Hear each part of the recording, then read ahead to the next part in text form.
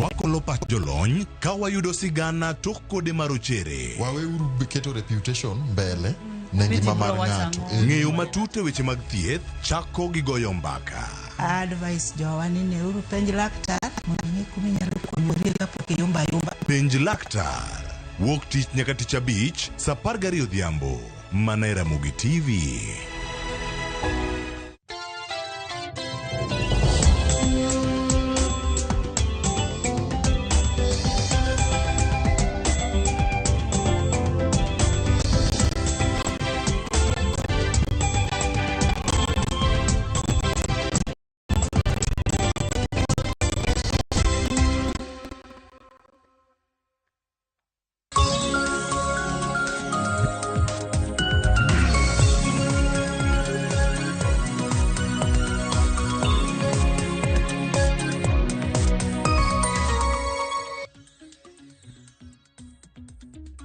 Nyakwaram gajon kamora mintiere oru kamora mintiere amosi ni oyaore machiegni chendo mar piny kod mano mar mbaka oromo duching makende chieng' tarik 29 dwe mar abich higa mar 2024 wasemoloka mar kelo di chenro mago magwa oduche makawuono waikoni mathoth kamokuongo harwakini machiegni nyinga Sharon Ngao. Oyaore nyakwara Jon kamora ma intiere okinyi makawuono machiegni chenro mar piny bed kodo nyaka giko mar chenro ni mag rumo kanyo saa 5 mar onyango. Nyinga Joyce Odur. Joyce Odur oyaore. Oyaore nya Sharon chio nade? Achio makare.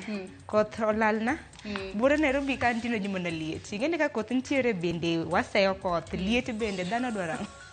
Kata kamano sani koth beto lal matin liet nitiere kata kamano gokinyi to koyo moro nitiere matin kata kamano kango chopo gimoro odiochieng' kanyo kata saa 5 mar onyango saa 6 to chieng' nyalo bedo ni tuch kata kamano wanyalo wacho ni lokruok mar chal mar kor lwasi emomiyo koro nyaka sani waneno lwasi mopogore opogore kata kamano wantiere makare koth yando chwe okelo midhiero mopogore opogore geno maro en ni koth makamano kata bedo ni no chwe nitiere jomoko manyalo bedo ni nokonyo opitho mar mondo miki kwane oro kachiel kod ngaji e gwenge moko mapacho kae mana banya kwaram gajwang geno mara ni bindi chio makare hono sepo kwa mar kelo ni chendo mar oduche makawuono pile pile waiko ni chendo mayie lach thor weche mopogore opogore Joyce wamigen na line up aya bang manya kwaram gajwang Sharon Ngao bro bedo ka kelo ni weche manyien toke to wantiere kod nonro mar gazet gazet montiere godo kinyi makawuono Sharon anno ka weche magimenyo beto pogore to kata kamano mulgi e gazedete aneno ka The Standard sani koro keto kanyo ni jaten piny machon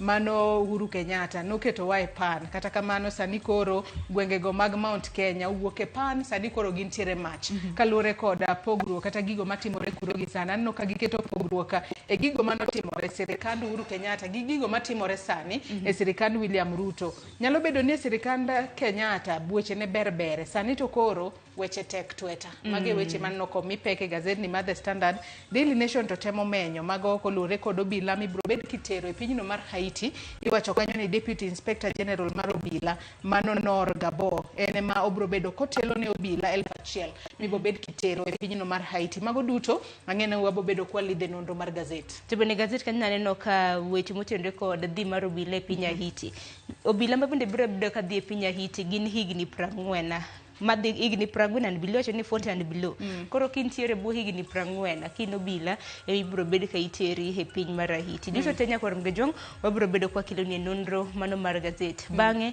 twak mokongo chenro mar piny oduche manyoro piny ngima na hingo do chienga acha ni chieng dhi malo rito ler kinderia aya mane twak mobo bedo godo nyakwara Jwang mar mondo mi wapuonjra ne ni ere kaka nyithindo manyiri nyalo puonje yo makare mar mondo mi girit ler e kinde mag ria to en higni mane maka nyathi manyako sechopo to ber ka janyuol bedo kode piny to puonje ni magi gik monego be ni ng'eyo kalure kod lokruok manene dendi to onego be ni ng'e achiel ariyo adek kotudore kod weche go mag ria kata dhi malo benda bo bedo kod jaod bura e county ma Siaya mar mondo mi olenwa ne ni gin kaka jaod bura wang'e ni omenda mago mag chiwo taulo mag mag rie skunde sani koro ket e bwo aguch omenda mar ngaf mano mitayo kod jaod bura mar county gibo bedo ka ngiso no omenda makamano kosemigi kata kopuodhni bo bed ni miyogi gibo bedo gichiwe yo machalo nade maonge akweda mora nikech wang'e ni gin kaka jaod bura e counties joma thoth ahinya jang'iyogi ahinya kotudore kod weche mamulo ngima mine kaachiel kod mago mag nyithindo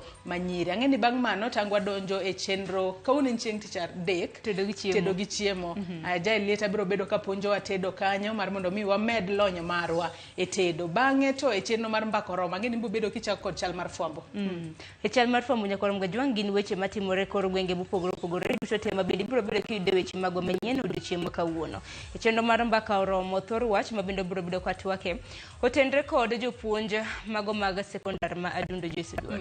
Aya jopuonj mag sekondar ma Adundo wang'e ni osebedo ka ng'anyo midhiero osebedo e sekta mar somo mage mabo bedo kwalidho kochakore saa 3 nyaka saa 5. Omiyo chak tudri kodwa namba mar ote machuok 33600 mbui maro mar Facebook kaka pile ibiro yudo Ramogi TV X @Ramogi TV. An bende nyalo tudri koda e Facebook page mara ibiro yuda Joyce Oduor mbui mara mar X @JoyceOduor_. Nyakwar Gajwang' tudri kode mbui maga yuda gi nying mar Sharon Ong'ao machiegni kichma en rupe machiegni Nyakwar Gajwang' wadi thoro weche. Tutafuta njia moja ya kwamba sio lazima ilazimisha sisi kufanya ama ilazimisha Mombasa kukubali ya kwamba inaweza uzwa pale.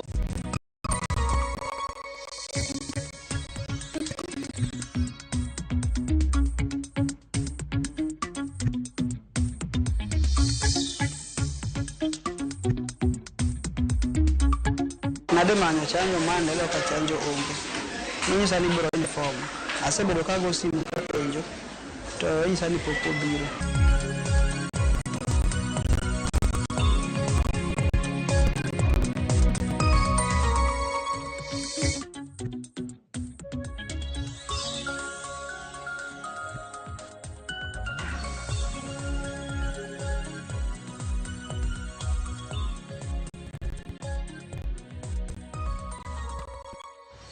Nyakwar Gajwang' dakika na uchel tok sapagaro mar okinyi kamoro mora mintiere machiegni weche manyien okinyi makawuono nyinga Sharon Ong'ao. Riwruok mar jolos mwandu e pacho ka Kenya Association of Manufacturers obogoyo thuolo osuru kaluwore kod paro mar chik mageto medo osuru e pacho ka. Joket mwandugo koni ginyalo ng'wano ohandegi kendo dar nyaka piny Uganda kaluwore kod osuru makech ma sirkal geto kuom johala. Riwruok mar jolony e weche mag ochumi kod osuru ISPAC bende oseo sirkal e wi okenge masani geto medo osuru ne chiemo kod modhi mag tedo e pacho ka. Ne giloso e twak mar chiwo pachgi e nyim kamiti mar omenda e od bura mamalo. If last year a bomb, this one will be a and I predicted it last year and you did not listen, you ignored. I'm telling you now, if this one goes through the way it is, Kenya is becoming a trading nation. Everything will be imported from other East African countries and commercial countries. Mano echal malwasi kinde kwanyo pach kembe maloso mwandu pacho ka Kenya Association of Manufacturers nyim komiti mar od bura marango weche mag omenda pacho ka wi paro mar chik mar omenda mar ikomenda mar 2024 2025 ywak ne en ni nengo timo ohala medo dhi malo e kendo lwasi ok ber gi jo ala ne kech osuru masasa. The cost of doing business will go up by 20-30%. Will not be able to our export on those products that were last year completely. Joket mondi sector bura maniogolo pachgi wi paro mar chik no giko ni jo Kenya mathoth biro manyo yore mag chulo osuru kendo sirkal oikre mar yudo lal mojuol. Tax avoidance will be at the highest level. KRA is already missing 30 billion shillings a month. Given redundancy, government has lost onto pay-as-you-earn already. The same redundancy, the people who are redundant cannot afford a bread now with all these taxes coming in. Riwruok ma jolony weche mag omenda kod osuru ISPAC kanyakla kod kambi nonro mag omenda the Institute of Finance and Economics okone od bura ni kik tem medo osuru ne chiemo kaka mikati modhi mag tedo ni margi inyo jopiny mayuto gi ni piny. Excess tax, of course, on palm oil and a series of vegetable oils. I think you should expand this tax hike for reasons, again, this is food. If you decompose the monthly measurement of the consumer price index, the prices of oil are actually part of the bigger drivers of inflation in the last year. It seems moderated, but it was part of the biggest one. Kamiti no okete wikoge weche mag osuru maichan juogi kuom wegeche to kod betri kagilero ni osuru gotielo mageche biro inyo nyaka jo mato kod otwe kaka wilo to kod mamoko. Now, what is the proposal? 150 shillings on those products that are there. The escalation will be on plastic sector, 55% increase, pharmaceutical 38%, bread 2%, cooking oil 6%. This all is equivalent. Battery that was costing 8,500, pushes it to 19,000. Diapers for our children. We had just come out from diapers that were banning children. Ywak bende odhi nyine kamitino ni osuru mar yedhe kaka mag suna to kod mago magige jwala kaka plastic kuom oganda biro hinyogi. Walter Nyambaga, Ramogi TV. Nyakwarom Gajuang kamiti mar od bura mochung' ne loso budget motelne kod jaod bura ma Kiharu Ndindi Nyoro ne otieko chenro mar kawo pach migepe mopogore opogore mag sirkal kod kamiti mar od bura ewi budget mar higa ni nyaka higa mabiro. E kinde romo makamano, jaod bura ma Ugenya David Ochieng owuok tung' mosuo kod migawo mar omenda kuom keto omenda mathoth ne chenro mag dongruok e gwenge mag masawa mar Kenya kod hoho mar Okak kendo weyo gwenge unge dongruok. Jaod bura ma Embakasi East Babu Owino kod nyawadgi ma Suba North Millie Odhiambo bende seyo sirkal kuom mayo migawo mar thieth omenda kendo keto omenda makamago e chenro mar pidho yiende. Last month, PS, we woke up to reports that one constituency in Kiambu County had 1.4 billion allocations to roads. Siaya County had 10 million. And this is true in so many. Yesterday, we were here with the education chair. And if you look at the trend of allocating money to schools for the last 12 years, 60% of the money is go to either Central or Rift Valley. Then the 40% remaining is shared among the remaining, the country. I incorporate supplies to it, meaning it attracts input will be offloaded onto the. When you're going to tax vehicle 25% of the total value of the vehicle, I mean, how exactly are we going to do that? If will we not be overtaxing Kenyans? And therefore, even people will close those businesses that we intend to collect revenue from. Koro yangore counties bakabiro yudo pok mar omenda maromo siling bilion 400.1 e hiko omenda mar higa mar 2023-2024. Bank committee marango weche mag budget e od bura mamalo kod Senate chopo e winjruok. Winjruok makama obedo e bang' ywaruok mosebedo e kind od bura mamalo mane dwaro mondo chiw siling bilion 391 ka Senate to ne dwaro mondo chiw ne county siling 415. Lydia Okeyo nigi ler mathoth. Koro chopie bang' twak ma osebedo e kind Senate kod od bura mamalo ewi kwan mar omenda ma owinjo bed ni chiwo ne counties hik omenda mar 2024-2025.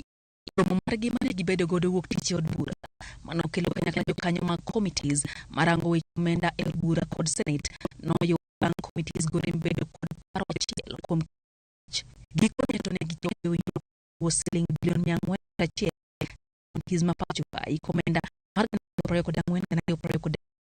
Jakom bura Ndindi Nyoro notelo ne romono owacho ni ma e winjruok mokwongo ma Senate kod od bura oyango bedo godo e pok mar omenda ne counties ka koro kwa governors mondo mi oti makare gi omenda go. The share of revenue for that will be going into our counties has now moved from the previous figures that were there from the there was another figure from the Commission for Revenue Allocation, and through that consultative process and the mediation, out of the share of revenue, the equitable share that will be going into our counties is now captured in the report, and it is 400.1 billion shillings.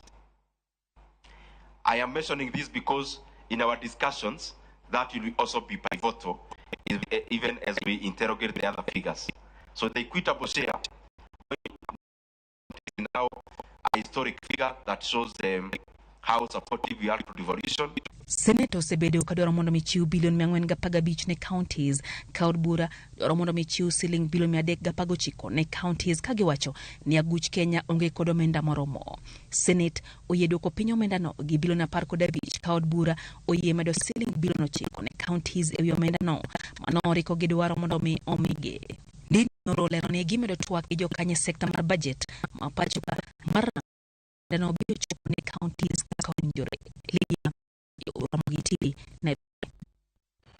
Odiochieng' achiel tok komiti mar od bura mamalo dwaro mondo ondik jopuonj 26,000 e skul e yo mongirore.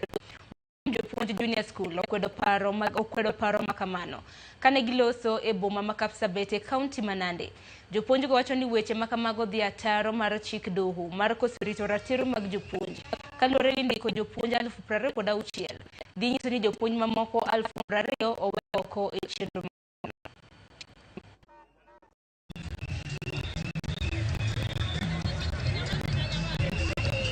Juzi tumeona kotini wakiwasilisha stakabadhi za kupinga ile kesi ambayo iliwasilishwa na walimu wazalendo hapa, kwamba walimu hawa ama wazalendo hawa si walimu na hawachukuliwi kama kuajiri walimu. Rais tumesema umeajiri walimu 56,000. Tume ya kuajiri walimu inapinga yale ambayo umetangaza kama rais. Nani mkweli kati yenu? Which other term do you want us or do you want the court to use to justify what it has said it is an illegality? That is one. Number two, presently we had a government official saying that now that the JSS teachers are on the streets, they have a backup. And they are saying that it is a government policy for us to stay in internship for 2 years.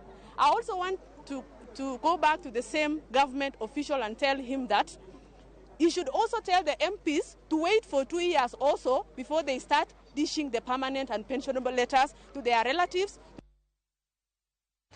Tend County ma Mombasa kod Taita Taveta oyudo ng'ikruok bang' doho ma Meru golo chik mondo mi county no kik ket e tim kum mar mogoka manyocha giketo. Ma en bang' riwruok midendo ni Kudhere ma Mogoka Sacco e doho mar kwedo okang' manyocha tend mar kumo ohand mogoka Joja oko giler mathoth. Ne en fungruok ne johand mogoka e kaunti ma Mombasa bang' doho ma Meru golo chik ne tend kaunti ma Mombasa, Kilifi kod Taita Taveta mondo mi kik ketie tim chik manyien manyocha gikadho mar kumo ohand mogoka kaachiel kod tiyo kode. Ng'eto mar burano ne obiro mana odiochieng' achiel kende bang' jatend piny Kenya William Ruto bago romo gi jotelo mawuok e counties ma ipidhe ma Meru kod Embu keto singo mar siro pur mag mwandugo. Lakini kitu ambacho sitaona ajabu ni rais kuwaita wale jamaa wa kule juu peke yao bila kuwaita anga viongozi wapi wa pwani, kumaanisha hili zao lile wao wamelitilia thamani kuliko kukwetu. Sisi tunamwambia rais, kama mambo yatakwenda nayo sisi wakazopana huenda tukashtaki serikali kwa sababu unatulazimisha kutumia mambo ambayo ni mabaya. Kwa nini Gachagua mwage pombe? Kwa sababu watu wao wanadhurika. Kwa nini huku Mheshimiwa Abdul Samad akisema hautaki mgoka wao wanalazimisha? Kuna nini? Hata county pia wao pia wafanya makosa kuwapa license. Kuanzia sasa kama wao wako serious kweli wasiwapatie license vibanda. Gikoni okgimor gi okang' mar jatend piny keto thenge omuom maromo nus bilion mag bero pur mag miraa kod mogoka ka gilero ni thoth mwandu mag puothe kadhodh nam chumbi mani kod chiro maber to ojwang'. Kwa nini Zawadi alipewi fedha na tunaona rais wanalekea milioni 500? Hizi korosho zetu na minazi yetu haina maana. Sasa kumaanisha sisi wapwani tumetengwa ni nini? Rais atuelezee hizi 500 anazowapa za migoka waje na sisi tunadhurika na zala mgoka. Kwa nini sisi zao letu la korosho hatupati pesa na nazi? Sisi kufinyiliwa tu. Hawatuletei mazuri, watuletea yale ya tupa ambayo nini kama dumping site. Iseche gogo kaunti ma Kwale to ne gwenyore paro gi counties mamoko man kadho nam chumbi kendo wuok oko ayanga ne gin ok gibi keto kum mar mogoka kaluwore gi chike ma pacho ka.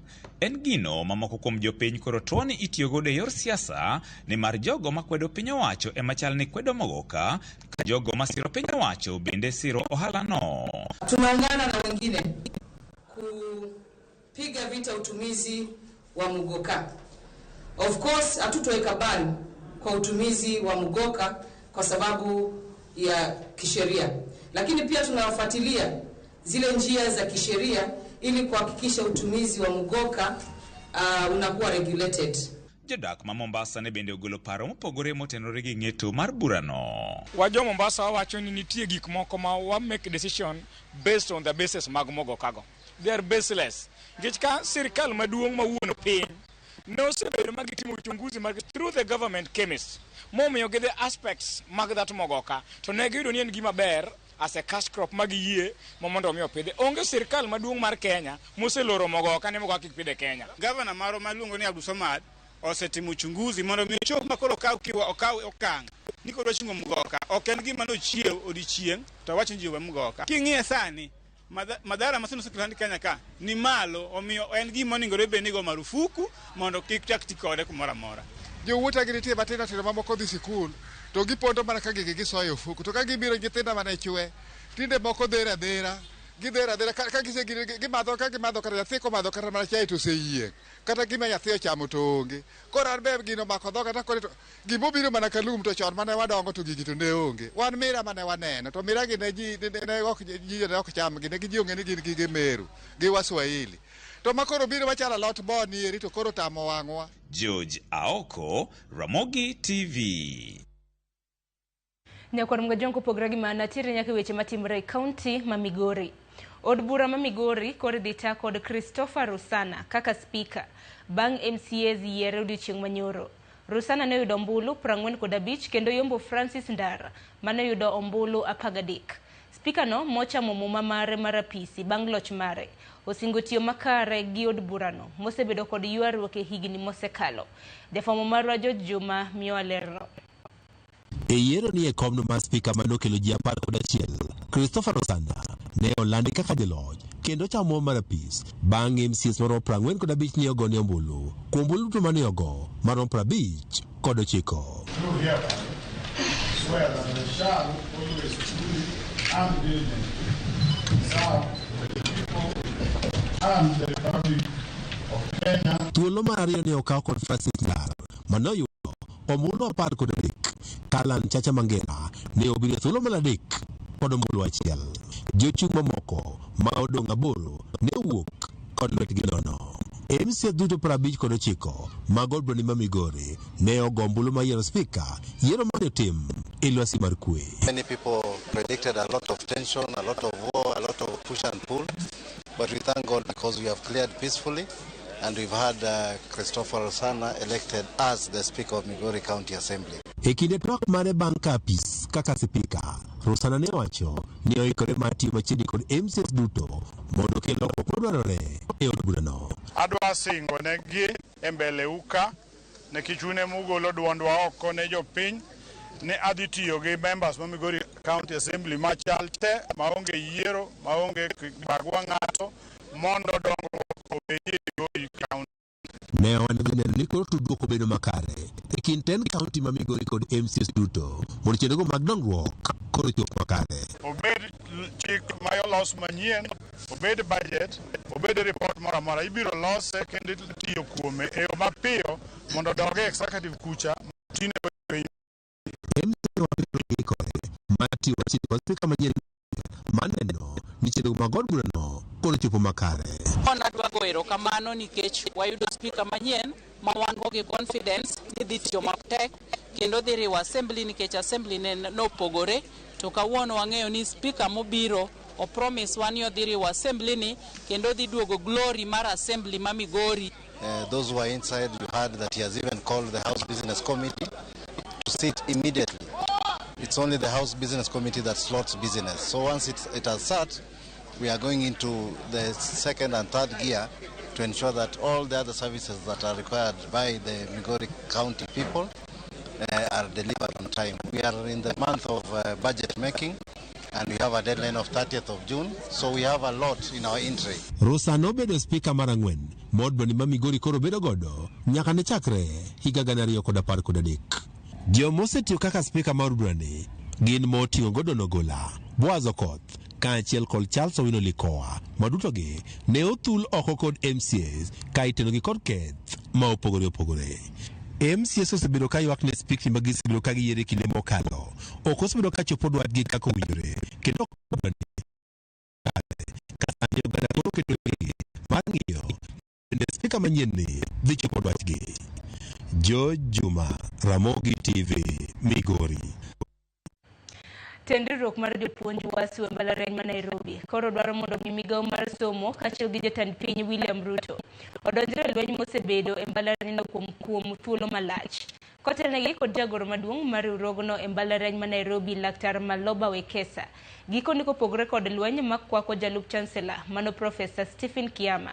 Gin bende gin kod lweny gi telo matayo mbalarianyno, kendo dwarogi en ni mondo chop dwachgi kamoriwo twak e wi ogirimiti ma higa mar 2017 medo jopuonj lemo kaachiel gi nyayo kwe e mbalarianyno. Judith Omondi ni kod mathoth. We have been told that as the students we don't have any business meddling in administrative or management issues. But our question is, shall we keep quiet when our students are not being taught because the lecturers are confused as to who is running the school, as to who is giving instructions? Ne ochakore kod pogruok e paro e jopuonjre mag mbalariany ma Nairobi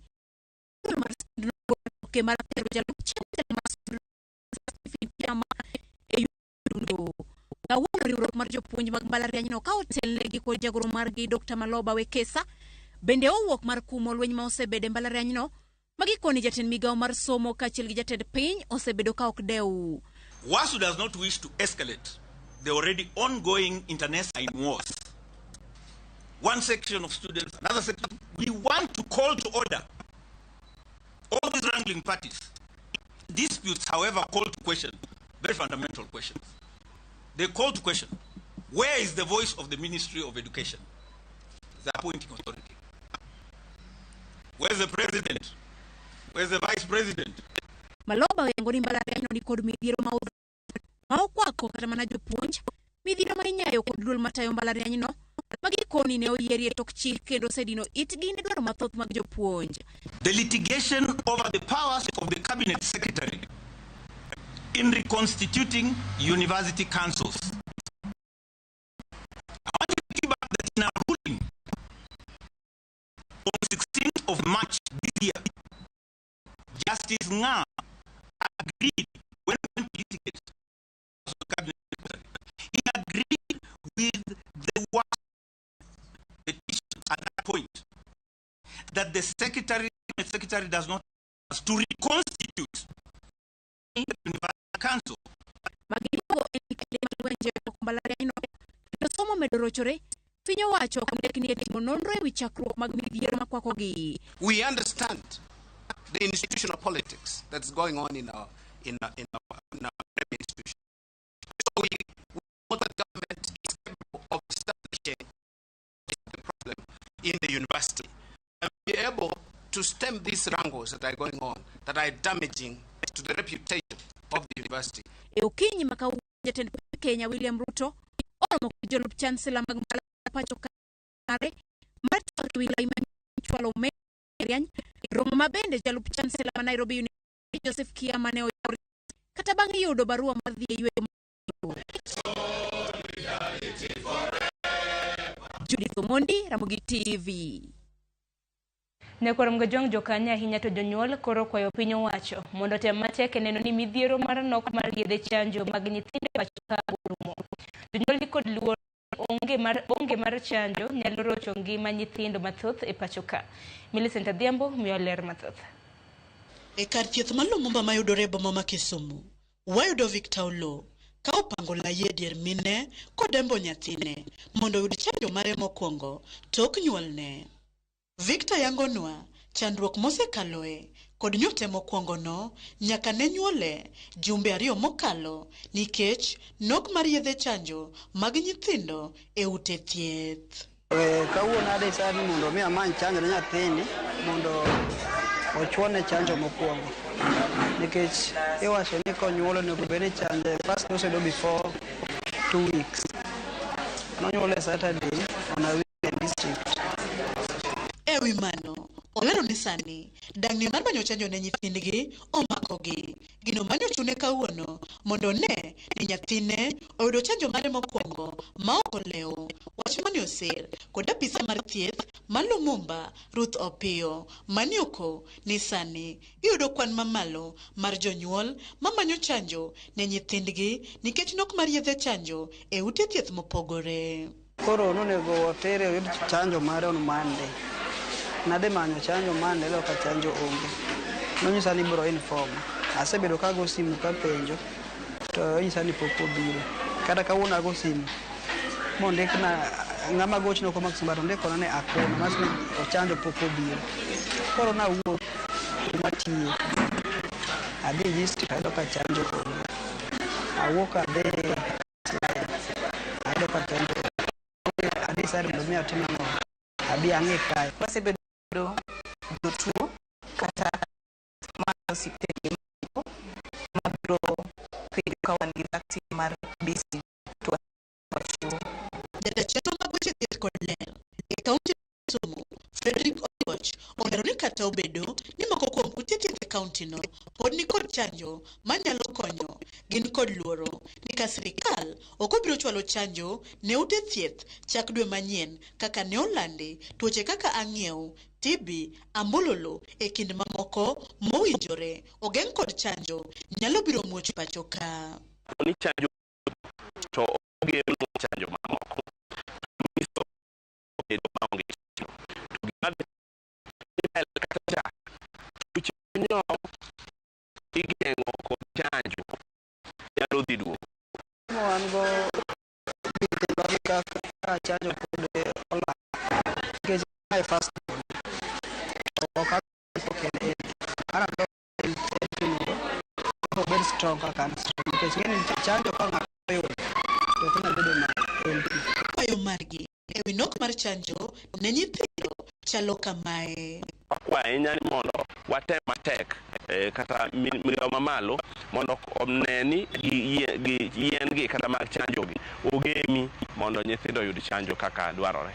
Gibanya nyiso sirikal mar kaunti gi mamalo ni mondo gikel ne wa chanjo hospital mondo bede gi chanjo hospitende ma wan go machiegni nikech kia kaka nyathini potin koro ni kode chieng' kata gi pikipiki kata gi tudu kata gi gari kidmanyo kode chanjo. E kinde ni ma piny owacho kokalo kuom migawo mar thieth temo kedo kod dok chien mar chanjo mag nyithindo pachoka e neno ni juma mokwongo mar dwe manyien ochak kech chanjo makamago e ute thieth mopogore, jokanyo ahinya to jonyuol koro kwayo ni okang' makamano mondo mi otim mapiyo mondo mi midhiero makamano kik ket ngima nyithindegi e andaki. Millicent Adhiambo, Ramogi TV, Kisumu County. Nyakwarom gojonge report mar Millicent Adhiambo kotenre kod nok mar chanjo bende makelo e giko mar weche manyien okinyi makawuono dakika 32 tok saa 10 mar okinyi. Chenro moiko ni podi e lach nyakwarom gojonge gi sani akaw yo matin mabiro en nonro mar gazet mitayo kod nyawadwa Cleophas Oluoch. Kik dhi mabor.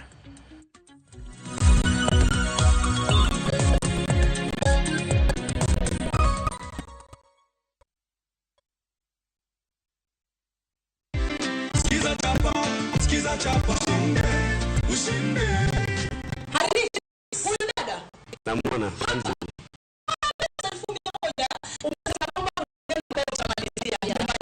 mumeo mlikuwa mnajenga ndugu zangu wake ni kama hawa wale ambao wanatafuta pesa wanapata pesa na wanawasaidia kwa maendeleo ya pale nyumbani. Asante sana.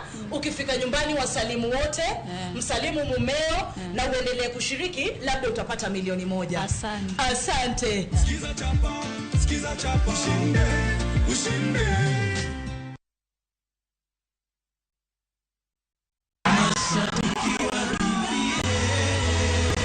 Attention, class is permanent. Kendo nyadhi en kitwa mani rembwa. Osibiri ni parda bich mani nyadhi e tumar rumba musekelo class mamalu. ne BB Band mar Johnny Junior. Yeso tarika boro dwe mara ucheli galiendi yore teku ugenya si aipacho nyaka Mombasa na Mchumbi Ochomo Carnival Grounds Nairobi Tir Kisumu Mombasa Nairobi City Mobimba Kocha kuresa parko na rio mamidhiambo nyaka che Ramogi FM Ramogi TV kachuel kona BB Band makore kanyakla kindu kiloni Nyadhi Festival live Mwana Mboka Johnny Junior dhimu chungulu kanyogi nyadhi majaluma malo kanyakla kurupija Emma Jalamo Utiko en mana silinga lufario regular VIP 5,000 Toja nyadhi majaluo en mana 10k pocket change Julendo mag Ramogi TV Ramogi FM kachuel kona Royal Media Family Temideo Bino kanyogi nyadhi mape Nyadhi Festival. Don't just come, attend in style. Sisi na nyinyi tutabaki pamoja.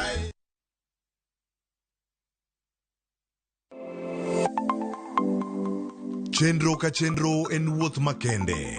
Kama jopiny nyiso kit pok mopogore opogore. Fundi wache. Software developer.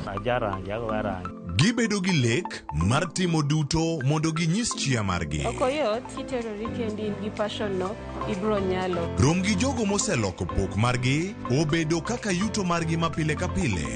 Ma olos gi rabolo be. Iye ka en raffia grass to ko ka en rabolo. Tudri kodwa ka wamenyo kit pokgi kendo wanyiso kaka ng'ato ka ng'ato nyalo loko pok omiye yuto. Talanda marati ng'eyo opogore but mari manyasayo wi nyaka itigo maber. Magi duto iyudo mana e chenro mar pok opogore. Kwanza duoko ni Ramogi TV erokamano miyo aneno pogruok. Chieng' tich ang'wen ka tich ang'wen saa 2 okinyi mana e Ramogi TV.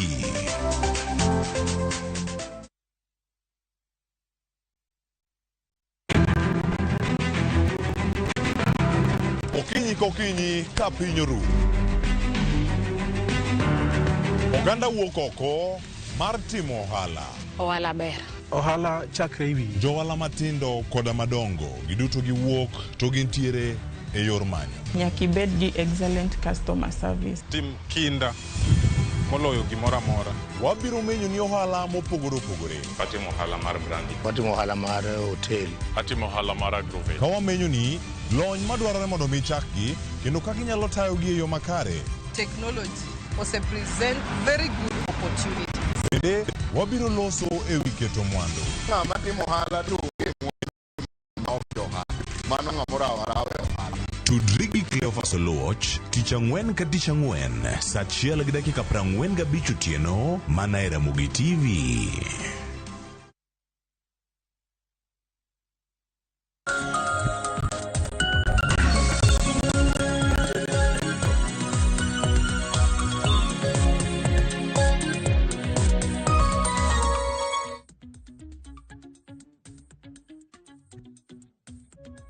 Machiegni nyakoro mogi jongo yawre kamoro moro mentiere ni geno mara ni chewe makare kendo wakini machiegni e chenro mar rupiny nonro magazeti chako sani nyakoro mogi jwang ka ntiere kae e thuolo manyime ahinya mano mar rango ni gigi duto mabiro ni to ayudo gi e yo machal nade mane gume wantie ka nyakoro mogi jwang kawuono kawada koni gani gin to gin gik mage mar bedo kae kawa mi kata mo mi pek e gazeti ma Daily Nation kod mar The Standard okinyi ma kawuono kama bende thuolo mar koda jafwambo mar Media Services kae ma bende thoro mulo weche gi wacho ni weche mapek mag gin mag midusa mag duol kagi ka bende oluwo weche manyien ma kagi ka kama gintiere an ka kod Anselo yango ma deni kawuono ni thuolo mar nono kodwa gazeti okinyi ma kono Anselo yare kan machiegni. Ora nyakleo. Chiwo nade. Achiew maber, ruotho kecha, amolo ka, ndo wawuoyo wi gazet. Erokamano ahinya. Mano kata kae kod gazet ma Daily Nation weche momi pek okinyi ma kawuono kama bedo kae gi thuolo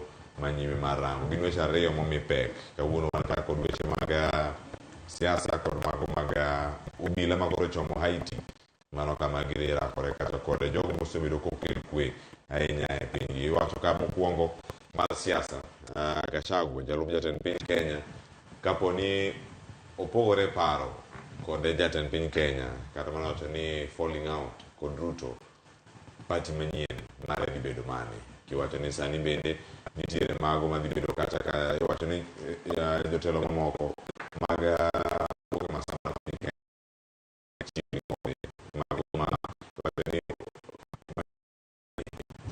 matire kar ka mepe kiti maraboro kar kamano mane madare mondo mi wachako kawuono de bende dier pogruok ma kama osechako neno pogruok to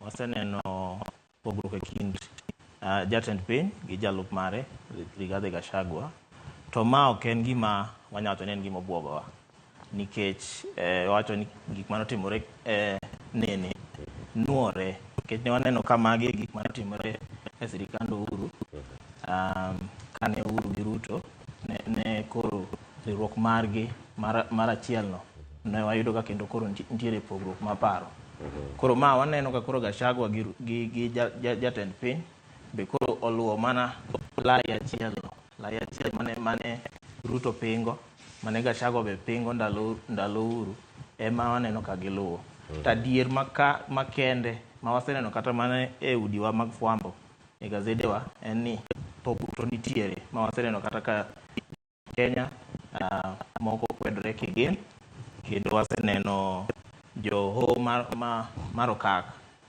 jotelo moko mawuok e hoho ma okak be osebedo ka kwedore gi jotelo moko mawuok e gwenge mag Masawa kata Mount Kenya. Kangore bende ite maraboro ni tidun burani ma nyinge en The New Democrats en TND ma bende wacho ni jogo ma chiegni nya kod Gachagua loso kodgi kendo gitemo mana rango ni ere kaka ginyalo tiyo kanyachiel wacho ni possible mar political deal manyalo bedo kar kae e gazet ma Nation kae wacho ni jalo kani Kahiga ma bende wacho kar kae ni jalup jatend piny Kenya mano gavana masani Manyeri Mutahi Kahiga olero kar kae ni jalup jatend piny Kenya nga ma oseng'iyo gi lwenje ma igoye kagi kacha wacho ni ma ok dibed madhi buoge ahinya kaponi pogruok e kinde kod jatend piny Kenya oneno dibo ni oganda bedo sechako iko mana pachgi kotenre kod gimoro amora manyalo wuok. Aparo ni nyocha ka waneno ka jalup jatend piny Kenya temo manyo jatend piny Kenya machon mano Uhuru Kenyatta. Mano en ranyisi maduong' ni kata en kibaji osegoye nikech oneno ka gimo nyalo wito gwenge mag Masawa go mane stronghold mare kama wantie sani tek wacho ni kingpin ma gwenge mag Masawa en ng'a ma mano kokinya wacho e gwenge go tek ahinya mondo owach nang'o ni ine puodhi ma kuonde go koro kakinene kako temo manyo ji kako temo sero jotelo mamoko en ranyisi ni kata en osebuok ni sani to ombulu ma gi 27 wite oko koro ochako chon mana kaka ne waneno ng'awa ka Ruto be nochako chon e sirikand Uhuru nyim oganda to gibro wacho nang'o ni wan kamoro achiel nyicho wacho ni Ruto miye tije mang'eny ma kata moko otame tiyo moko konya tiyo but koni to temo manyo jotelo moko gi bedo ni Kahiga wacho ni jalup jatelo ma piny Kenya ong'iyo gi lwenje gi ok omino ni kibaji pok ogoye anayo ni kuma entie sani kibaji osegoye entie kuma Ruto nitie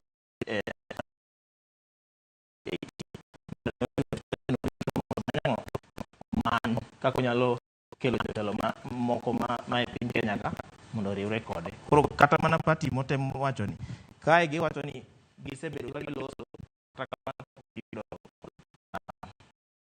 pok giyudo direction malong'o but wacho ni twak dhi mbele matiende ni wanyalo neno an form of UDA yes mane ka gintiere nyakoro gi jwang weche gi porto no kar kanyo mar sigana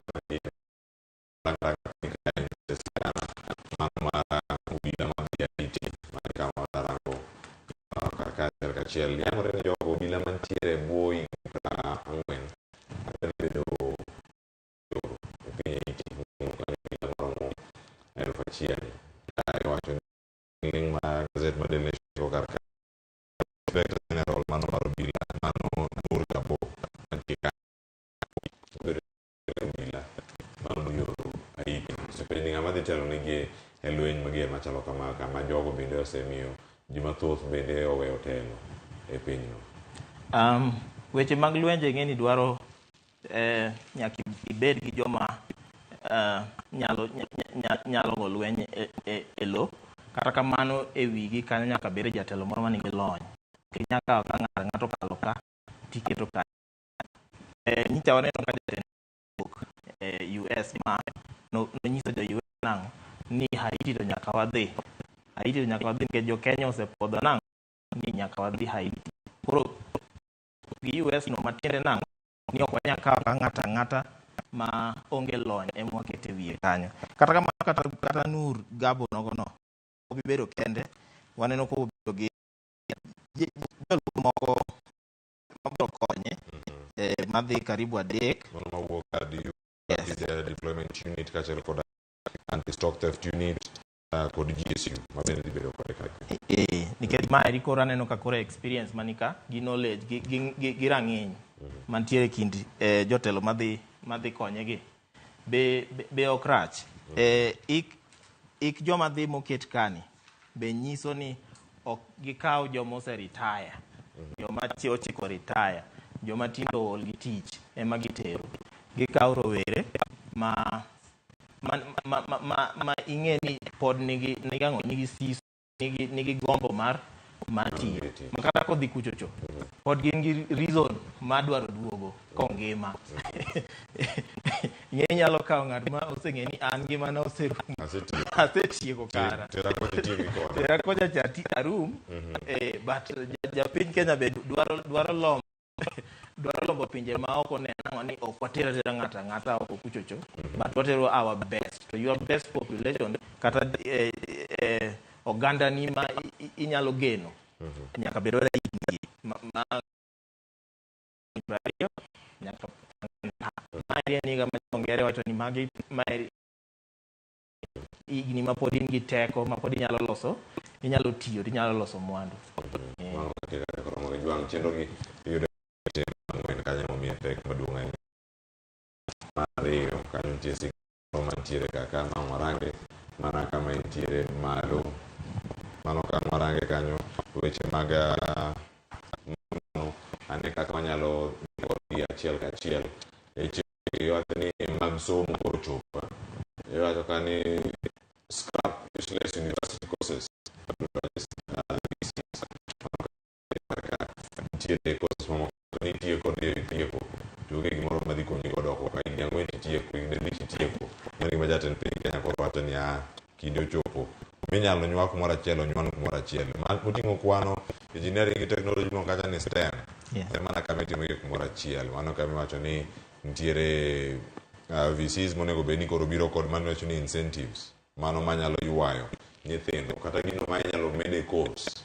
Kata kitimo engineering koro kanyo kendo itieko kod tich moro kata kitimo internship mar ready, iwacho weche mag tich bende gimoko mirango kaka en koro mabiro e kinde mag jopuonjre oseyudo kod letters mag donjo e mbalariany mopogore opogore. Korachiel ayie gi jatend piny nikech waseneno ka rowere mang'eny osetieko somo mar mbalariany to yudo tich osebedo matek. Nikech number 1 tijego onge, number 2 nyalo bedo kata mana ni course mane gitimo en course ma kata mana ng'at midwa dhi manyo tich irone kia ni nisomo ang'o. Kata kamano jatend piny kamae e somo mar secondary gi primary nitiere options ma kendo wasemiyo nyithindo ni sani koro nyithindo nyalo yiero kwano kaka option, nyalo keto gimoro kaka sciences bedo option, to ka gidhi e mbalariany keto giyudo ka koro magi courses monego gitim. Ma notimore higa moko chien kochacha mane sirikal Kibaki nogolo courses moko e primary gi secondary. Ka to kichopo e mbalariany for example mage kelo midhiero ne koro chako from chuno gi ni gichako e tiende kendo somo mag kaka kwano, kaka physics, kaka chemistry. Koka mano to ayie kode nikech STEM is the way to go. A direction monego wakaw kaka piny. Nikech wasebedo, Kenya is a leading nation, kata piny ma motelo weche mag technology Africa mangima. Kod piny mangima wang'ere kaka joma oyie technology. Koro ka waluwo direction ni, aneno ka geno nitie. Kata kamano, ok onego chake e mbalariany, onego chake primary gi secondary. Bende wacho ni koro kagichopo e kinde ma gidonjo e sikunde mag secondary, mano ka giwuok e junior secondary kanyo, koro giyudo thuolo mag dhi timo STEM ma gintie kanyo mondo mi gibed kod lony margi mondo gine kanyo gichopo. Kaka onego wa approach somo Kenya nyaka lokre. Onego wa en gi more professional kata joma olony tije. Mane kaka tiegruok bede kama koro ikaw japuonj mane odhi osomo mana tij puonjo ema puonjo nyathi. Japuonj ni ok en ng'at ma practice course motemo tiege nyathini.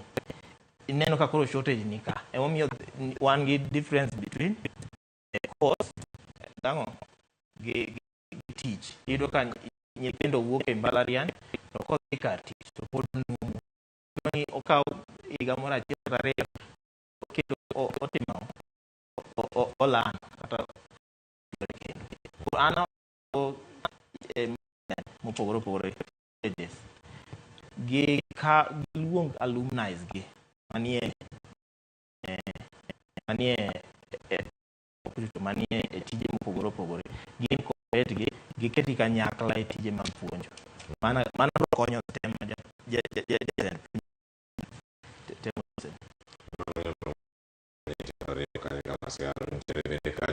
wasu bende lero wacho ni ok gimor ahinya kod kaka tayo mbalariany kata koko mantiere kinda council ma UN kod jatend mbalariany makoro tere yweyo mano Profesa Kiama kamitie kanyo ne jogo kapok adhi ite machielo kae ne jogo mane din ma Kopere wacho ni jachak kata ng'ama nochako mano Consolata Missionaries mano Blessed Joseph Alamano ma bende nochako Consolata Missionaries koro chopo kama odhi bedo jatakatifu kendo wacho ni osebedo kanyo e kaunti ma Nyeri mano Consolata Missionaries kama gisebedo kanyo ka giluwo chenro mopogore opogore ka gitayo weche mag somo mag thieth are higa mar 2002. Wacho ni milome ma kamano kanolande kod Papa Francis noyudo yo makare kod jogo mantiere e alwora ma kaunti ma Nyeri mano ka gintie kanyo kendo chenro mathoth pontiere kar ka achiel kachiel nyakwaro moge jwang'i ite mar adek gin weche matimo doho ang'o thuolo mana mag rango gi e kinde mabiro. To sani e ite mar abich ka nitie sigana ma wacho ni Treasury proposes budget cuts for Ruto. Gachagua Musalia wacho ni koro ka budget chopo kama koro oganda lose kendo ka lose opogore ka beni ne ni tiyo kod omenda e apise mag mokwongo jatend piny Kenya jalupne kod jatend migepe ka bende nitiere omenda ma koro bende ogol kendo iwacho ni omany kama iterogie. Iwacho ni ka oting'o mano mar coffee reforms mag pidho yiende kaachiel koda ka limbe mag jotelo madhi e pinje maoko. E kindego bende nitiere kae miwacho ni ero diponi omenda mano makati nyalo idho to nyalo kasani uso siling 60 odhi kochopo siling 70 mano ka VAT cha bende koro omedi mano mar atamalo 16. Do jatend piny wacho ni gini ok ni chopo kae kendo anene ka koro e achiel kuom paro ma koro imedo chwal kod migawo mano mar omenda pacho. Weche mag budget osekelo liet e Kenya ka. Sirikal ma wan godo ni noketo singo ni gik ma gibiro duoko piny mokwongo gin weche mag usuru. To mago waseneno kapok otimore, usuru osemedo mana idho. Gima kuom weche mag usuru gi en ni gikone japiny kimedo osuru e weche mag chiemo chiemo cha en osale mana kuom kimede weche mag wuoth weche mag importation kata mana weche mag somo weche mag ang'ogo iyudo ka pesa ni ikale mana ne ng'awa kata kamano especially most giduoko piny mar jatend piny gi jolupne ariyo mag Gachagua gi Musalia, to en gima paro ni en gima onego bed ni timo. Nyicha waneno ka limbe ma jatend piny US nokelo liet Kenya ka mane otiyo gi million almost 200 to jo Kenya ywak nang'o ni sama itiyo gi million 200 no to Kenya ka rinzo ni wadire ere kaka ikelo ranyisi kaka jatelo onego bed ni ene motelo molo koreka jopiny luwe to ka koro ene motiyo gi pesa mang'eny kamano ero to jopiny ywaka mosetemo kata jitetea nja waneno otemo jitetea e mbuine mar to jo Kenya pod okweda wachno matiende ni nitiere maling'ling moro manyaka bed ni jo Kenya benigo ma emomiyo gikwedo wachno jo Kenya okosebedo komor mana gi waneno kata mana weche mag loso State House od jalup jatend gi mamoko koro inyalo ter kata mana e weche mag chiemo mag nyithi sikul ma yande sirikal dwa golo ka e weche mag pur ma yande sirikal wan gi joma midhiero mag oula nyicho monjo mamoko pok ogol kata mana e kamp mago pes ni monego bed ni ka budget no dwok piny inyalo tere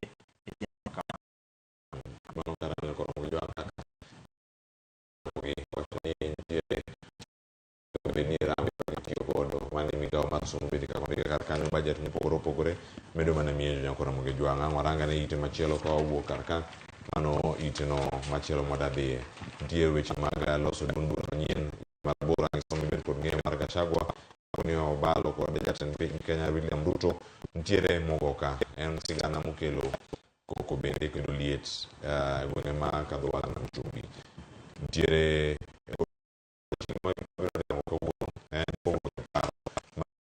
jatend piny Kenya wacho ni oyo dane piny kendo jotelo winjire nyoro no kanyo ka nende simu kanyo ka simu wuoyo kod gavana ma Kilifi no kanyo Gideon Mung'aro kaachiel koda ka Ahmed Nasir olose wi wachno kendo wachno kume kata kamano doho ma Meru ochungo chenro no kaachiel koda ka gavana ma Kwale bende owuonde mar Fatuma Achani ka bende olose wi weche gi duto to kata kamano en fuong'ruok ni jopur mago mag mogoka ka koro doho bende okwedo kata ochungo kumano mingi mago mar uso mogoka e counties.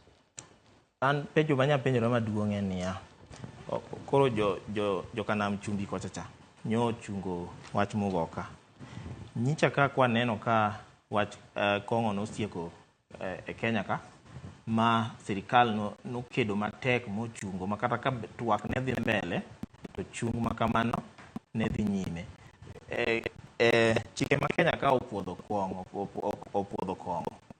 kaka math ma ng'ato nyalo tiyogo mana kaka jo mugoka be wacho nang'o ni chike ma Kenya ka opuodho mugoka be mana kamano kata kamano gimomiyo sirikal nochungo kong'o Kenya ka nikech noneno ka rawere manie Nairobi galuora mage ne kethore yawuoyi koro ne bedo ni gin tich ma ginyalo tiyo onge kanyo teko mar tiyo n'onge e gima oneno ka jo Chumbi ywago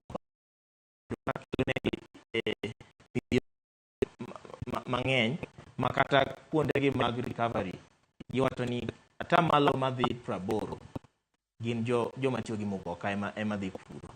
Aparo ni nitiere seche moko ma nyaka wang'i the bigger picture, nyaka wang'i gima wagain gima wayudo kata gima walalo ka ginene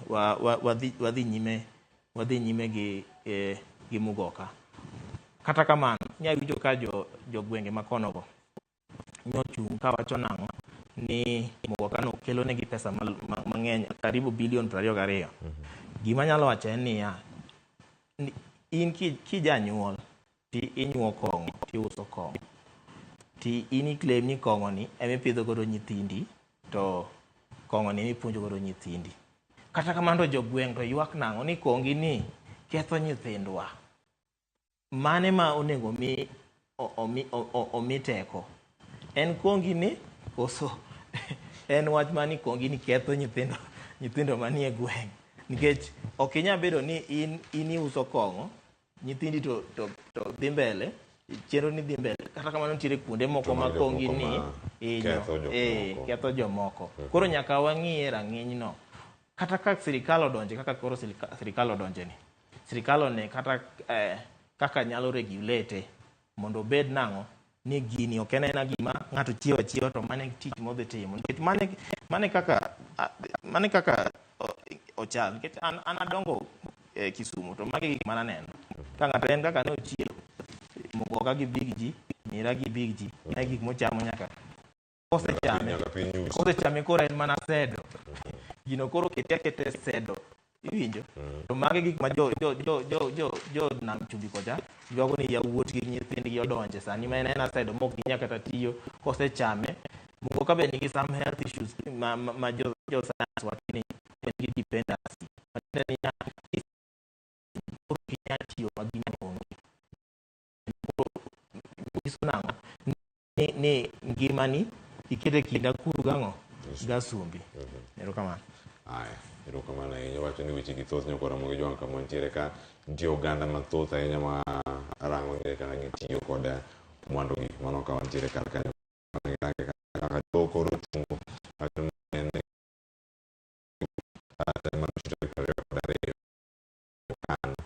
nyaka dwe abiriyo tarik 8 kanyo koro Ramogi Jwang' boyudo thuolo mano mar Mombasa apar gariyo sigana machielo mar nyadendi moro ma okwame pinyno mar Egypt ma koro bende kwayo kony mar piny Kenya mondo mi ochopane pacho kae. Mano nyadendi miluongo kanyo Linet Makena ma bende koro wacho ni sani en stranded kanyo kendo bang' kanosewuotho e pinyno mar Egypt e 2018 mar ariyo kanyo osebedo kanyo kod achiedh nade ma opogore opogore. Koro sani osiepege oseloso mano min mare mano Julia Muitari ma bende wacho ni giseloso WhatsApp group. To WhatsApp group no mondo mi gisolo omenda manyalo konyo nyargi mondo mi oduoga ne pacho ka. Mano Makena nitie gik mathoth ahinya kanyo ma dwaro mondo mi oduogi. Ka mokwongo en loso kata yudo omenda maromo 200,000 mondo mi oduog pacho ka. Nyaka sani group no osegolo mana Sh2,000 kende ema giseyudo kanyo mondo mi gichopi. Iwacho ni sani nitiere gik moko ma bende osebedo kachako kadhe kachielo koda ka nyathine ma bende tuo ma bende wacho kanyo ni en kinde moro ma koro kwayo kony mondo mi oduog pacho ka. Gima lit sigana ni nya nene mbui. Gima lit ahinya ka gimiwacho mani gik mondik ka gin adier. En ni wuon nyathi to noringo. Chaka gima noringo en nodok Tanzania thurgi. Mano number 1 lit ahinya nikech iwe nyadendi matin e piny ma oko chandore gi nyathi at the same time omake to komake incommunicado matiende ni ok onya communicate gi ng'ata ok onya loso gi ng'ata to in iwe gi nyathi tuo embe sani koro tuo chandore. Gima geno ni sirikal bro donje nikech 200,000 en pesa ma ageno ni sirikal nyalo konyo familia ni mondo okel nyargi dala mondo okel nyathi Kenya e pacho ka mondo familia gi ne bende obede gi yweyo moro ma gisebedo ka gigombo. E pinje ma okucho sheria samoro tek sana pinje mag Warabu go sheria ok en sheria minyalo ketha to ngima dhi nyime. Koro mabu be obed puonj kuom rowere ni sama wadhi e piny ma oko kuchocho to wa make sure nang'o ni waneno ni waluwo chike ma piny makuro no. Kata kamano ka sirikal nyalo konyo familia ni an ma demora ahinya. Mano chenro mantie kanyo koro moge jwang' mano bende ka rango thuolo machielo mar anyuola ne mar kele pacho kae mano ka wantiere kodu kae mano achiel kachiel koro moge jwang' wakoni mathoth bende weche mabiro e gazet kae iwacho ni e ite machielo nitie weche gi mag thieth ma ka warango ite mar 14 jagoro mungirore migawo ni mano mar thieth ma bende nitie kar kae mano Mary Mudhoni ochiwo milome mare to owacho ka ni nitie gik ma iloso kod ndawa iwacho ni tobacco products moko ma bende nyalo bedo kae ni nyalo kelo ne dhano midhiero ma opogore opogore. Iwacho ni kambi mobedo osebedo kae ka loso gige matiyo kod ndawa mopogore opogore nyalo bedo kanyo ka kelo achiedh nade ne jok matiyo kodgi kendo iwacho kanyo gitiyo kod weche moko mag lombo oganda kata advert moro ma ok ni kare ahinya kotenore kodgi. Samoro gik wanene e mbui kata mwanene e wang' jowi samoro nyalo bedo ni gina gik moket kanyo mondo manufacturer kata jalos gik makamago olos omenda. Ndawa waseng'eyo ni en gima kelo midhiero mopogore opogore kata achiel kuom gin tuoche mopogore opogore kaka tuoche mag kor gi tuoche moko mag obwongo be. Ang'eny masani biro gi yore moko machielo ma iloso godo ndawa mopogore kaka ndawa ma ng'ato nyalo kaka ndap kata to kota gi gazet odhi nyime tinde obiro nyaka gi miluongo ni pen to ing'eni effects to en machacha kata ka effects obedo slowed effects odwok piny gikone kiketo ni in ifunga ndawa ovyo gikone tiboyudo nang'o ni tuoche machal kama. Gima lit ahinya ni vape mineno koro ilieko ni options gi vape gi they are more dangerous nikech ji end up ni share gi manyalo kelo tuoche moko kaka kahera tuoche moko mag kata mana HIV nikech malandore bende timoro kami wacho ka ni nitiere chik mabende paro mar chik mabende migawo mar thieth mochung' ne weche mag thieth bende chano chwalo e od bura. Iwacho ka nitie bill mabedo considered kar kae ten bill mano mar chungo kata kumo tiyo gi shisha mano kuonde mopogore opogore osenyo lwenje migoyo mopogore opogore mag shisha e kuonde mag tongona mopogore opogore pacho kanyo kora moge jwang' nitie picha moro ka madani Anselo kona ni oneno ang'o e iye ka mano kotenore kod weche gi duto to kapok wadhi ka en fungruok gi governance mano e back page itimo governance koro yie gi bilion 400 mabende koro ochwalne kaka equitable share giwacho kar kae ni ma en thuolo machielo magiyudo mar yudo omenda magisebedo kata ka gimanyo. Mokwongo ne gidwaro bilion 415 jodburera chiwo bilion 391 koro gimedo chiki wiye senators mane ni dwaro margi bende odwoke piny nyaka kanyo magichopo e winjruok margi kar bilion 400. En fungruok maduong' ahinya ne counties. Ma aneno ka sirikande mag gwenge gi sirikal maduong' o handle e yo manigi duong' kata manigi luoro. Gini nosekelo liet e kinde moko e od bura kane sirikal mag gwenge ochung' matek ni nyaka med omenda. Sirikal maduong' bo ramo ni omenda oge mwamedou ma ema nyaka wamiu.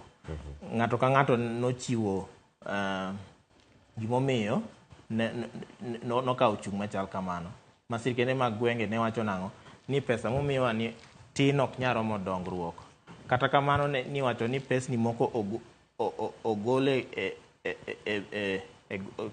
kor sirikal mag gwengego otere sirikal mamalo to gik moter gieno ok gin gik makonyo ahinya oganda. Nye wawinjo ka Babu Owino gini nye wacho nang'o ni omi pidho yien pesni mang'eny to chenro machielo moko to othir. Koro winjruok ma giketono be koro en fuong'ruok kuom japiny nikech koro pesa biro wuok e sama dwarore to kendo pesa go nyalo dhi konyo jopiny kaka dwarore nikech sani gwenge koro nyichako ae midhiero mar oula gwenge mang'eny Kenya ka kata moko pod nitie kaka Baringo Gerimal kochacha pod nitiere gi midhiero kata nyoro nyanene mbui ka pod gin gi midhiero mag oula go nitiere gwenge moko kaka mag North Eastern kucho mabe pod nigi midhiero machal kamano ero gwenge mag Kaluo wang'eni nitiere pod nitiere joma pod nie camps gwenge mag coast be nyicha waneno ka nigi midhiero aina go koro pesni gi kowuok chon kelo fuong'ruok ne jopiny to miyo jopiny yudo dongruok. Mano bende ka gintie kanyo koro Mojwang machingo mane ni loso cha answer ne nitiere hik mar 17 iko ne kuja tu kami moko ka mano ka gintiere pick up jago mana reverse kama gintiere tipi to bende moro mane nitie bure wacho ni mwandu nyaka chop kama dhi mine moko twere mana gi bui kama gitwere gi bui no ye kanyo gisomo ka oting'e nyaka gichop kode kama gidaro de kumora chiel no ngado inya wono pek kama chalo ngama pek no ye kanyo osomo na mogo ka gogo ni atu twe maber kendo wuotho kanyo mondo mi yiene okadha kan yimine no karaka de ngamo igo pick up ni gimbele kocha chalo jatend migawo mochung' weche mag pur pachoka dereva ne makiane ng'ano to siemo kata counties mawuoka kadho wath na Mchumbi ng'amoro ko kaunda ni to oni wang'e oromo kanyo kod jotelo mawuok kuonde ma ipidhe e mogoka makoni to governor ma Mombasa bedo nti kod picha ne karka en koro ng'amoro ko kaunda suti to siko mana ni kuja tu keep coming gigo reverse gibira mos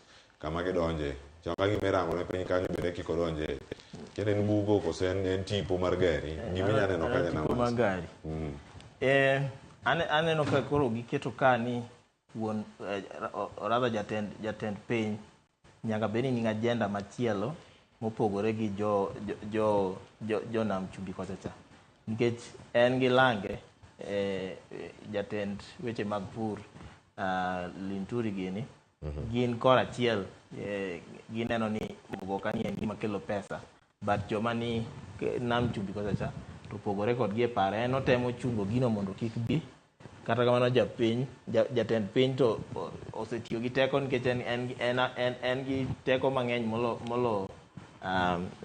molo jotend sirikande mag gwenge go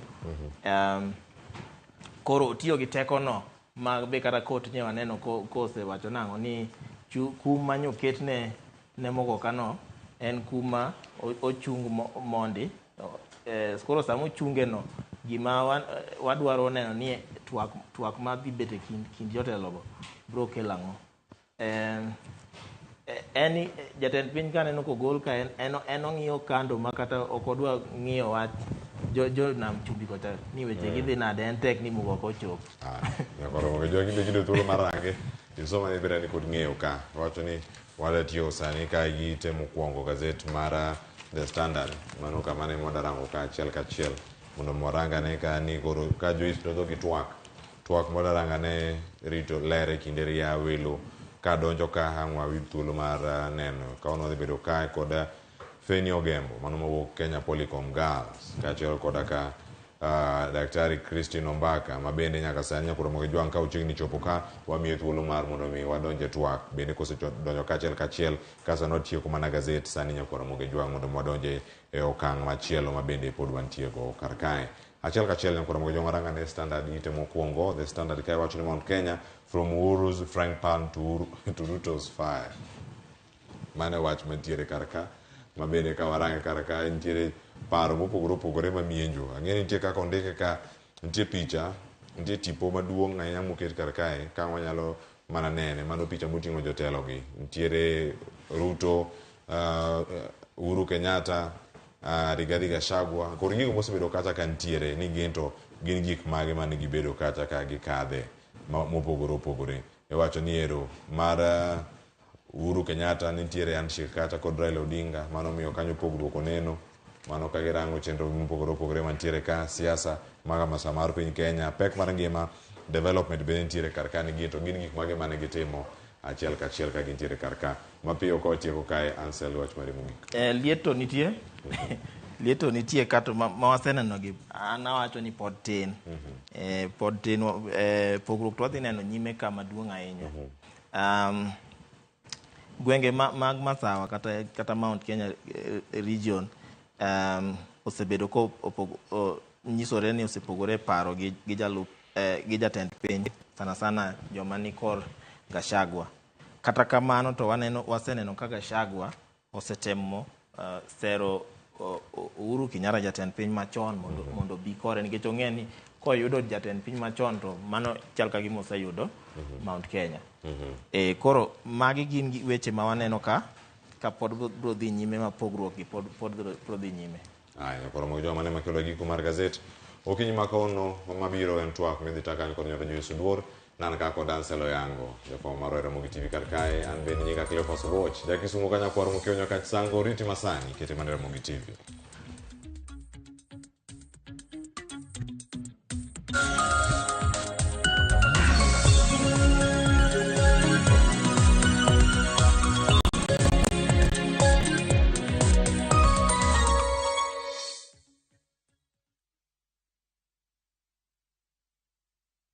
Discover the beauty of Amboseli at All2Kai Lodge with 30% discounts from View Travel.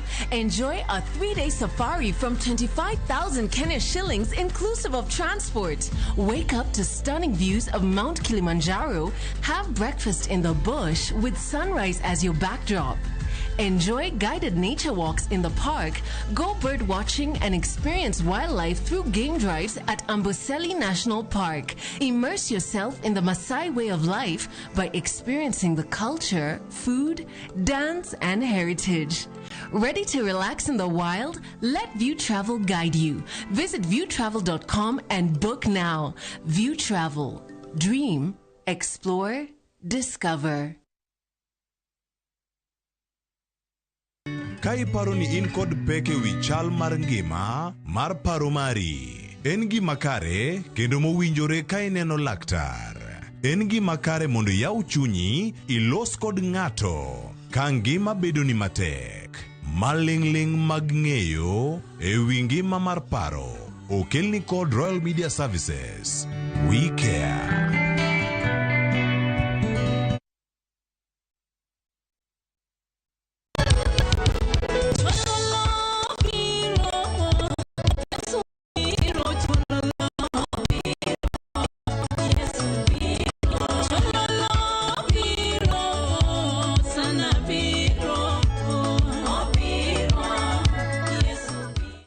Dial *487*3# to get this song.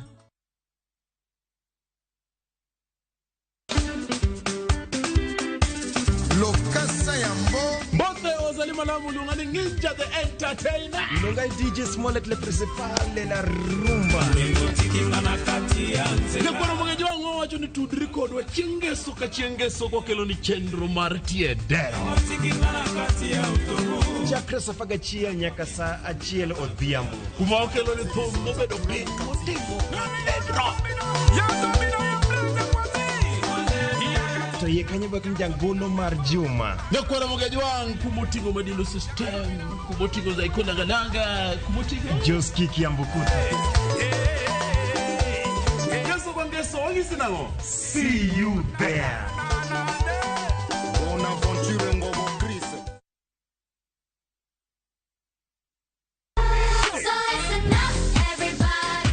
Ikrine piny mopong' gi mor, nyiero gi gik mabeyo ma ok rum. Wagweli mondo ibiri uri kodwa e piny majaberni. Chenro ka chenro nigi puonj gi tugo e yo maber ahinya. Riwri kodwa ngeso ka ngeso, fweny gik mabeyo. Minolep mara en, nengo nanga nenore ni ng'eny ngang. Bedo gi osiepe, gi nyalo mar loso gik moko. Nyithindo. Wazazi, ino ng'ani? Ng'ani tar maka jo Kenya to teng'e to yudo mogo. Ket alama e kalenda mari nikech rogo mar nyithindo. Tieko juma mari gi mor kod ilo. Chakre sa 3 okinyi mana e Ramogi TV.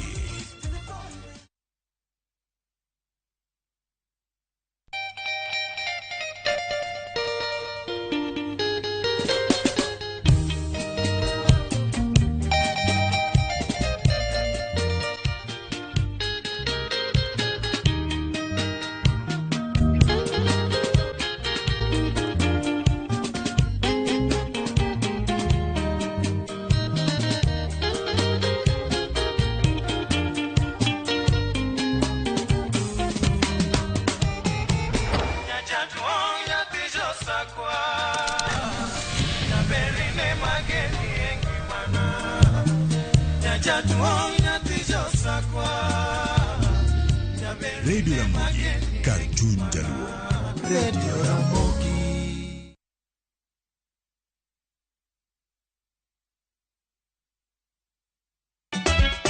Ikri na nyiero ma ok rum.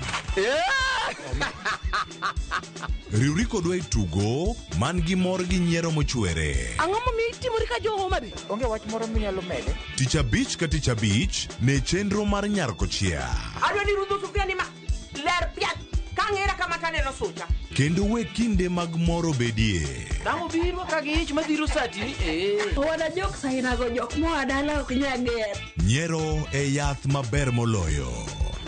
Beautiful. Dhogi. Dhogi maro mena no. Mokwongo be chunya ok dwari. Sikutaki. Nyarko chia. Tich abich ka tich abich, saa 1:45 otieno. Kik bai.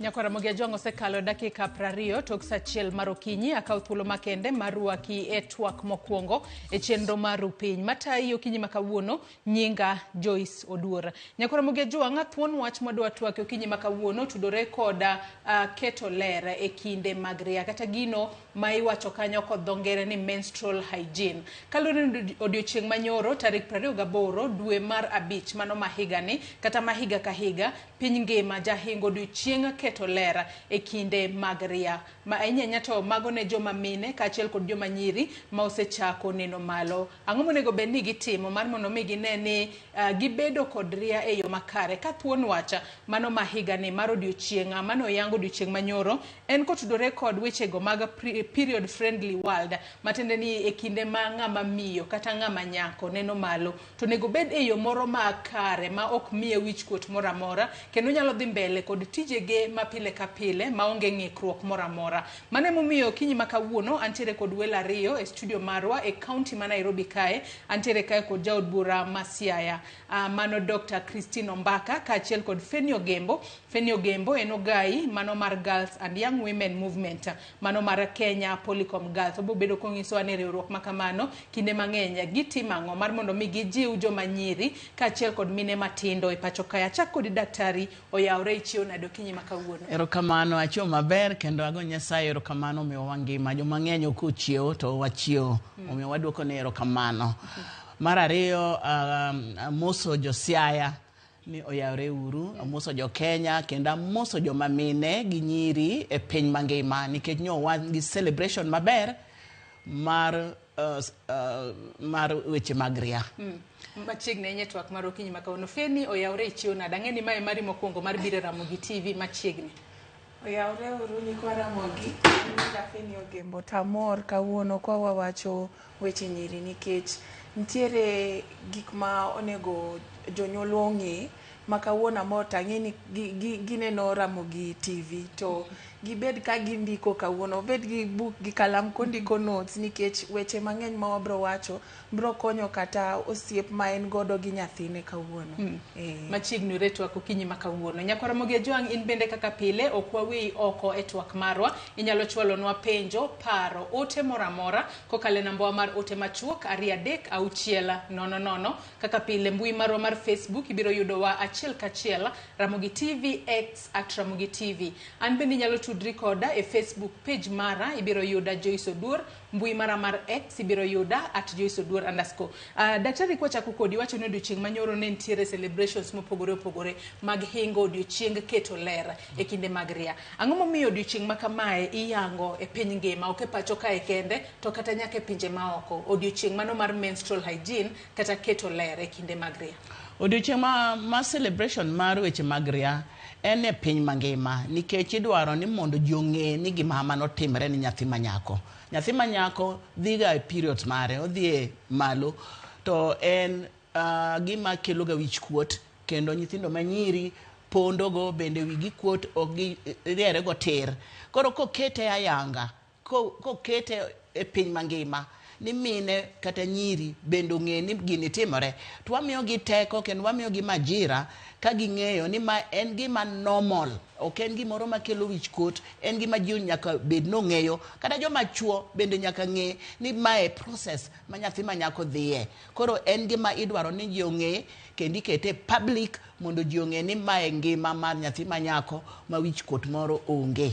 Mane momiyo wa celebrate mondo create awareness ni shida manitie kata process ma ng'ama dongo, nyathi ma nyako madongo nyaka odhi through gima chal kamano. Remo miyo wich kuot moro kik bedie. Bende wabo bedo kwa twak mar mondo mi wane ni ting' mar joma chuo e keto lere kinde ria gin mage. Nikech kinde mang'eny ang'e ni weche gi mag ria owene mana joma mine kende. Iwacho kata ka nyathi ma nyako chako neno malo to nyise mani dhir mama ubo puonji. Bende joma chuo nitiere kod ting' mane. Fenin kako gai mano ma tiyo machiegni kod nyithindo manyiri kachielo kod mine matindo. Odiochieng' ma kamae ni en ranyisi mane ne wan kaka joma mine? Mokwongo anya chako wacho ni it is a natural process. Ma gima dichol to okwanya, you cannot okwanyal zuia ni kik timre. To it is a day ma wawacho ni you celebrate yourself as a woman with the process ma kila ng'ato dhie kaka mine. To mar ariyo en kaka Mheshimiwa wacho, it's for creating awareness no jok moko, even kuom additional ni en nitie to nitiere challenges ma mine kadhe ka gine process no, to be ere kaka ginya timo ka gine process no mondo gidhi mbele gi gik ma gitimo ga pile pile, kik bed hindrance kata kik chandgi ni kik gitim gik ma gitimo, to maybe kata gin gi challenges ma gi go through to ginya yudo gik ma nya konyo gi succumb to that challenges ma gidhi. Iwacho ni joma mine kachiel kod nyithindo manyiri matinde nitiere challenges kata chiedh nade mathoth ma gikale ahinya to mago mag keto lere kinde mag de gin achiedh nade kaka mage kata challenges kaka mage ma uthoro romo godo e kinde ma itiyo kod mine matindo kachiel kod nyiri? Feni mokwongo anya chako wacho ka gi experience na mokwongo. An kana aneria to nakia nani class 8 to awinjo ka gima dwa dhi oko, to ka uchung' to kare lawa olil gi etoka, to ntiere jok manonyiera e sikul.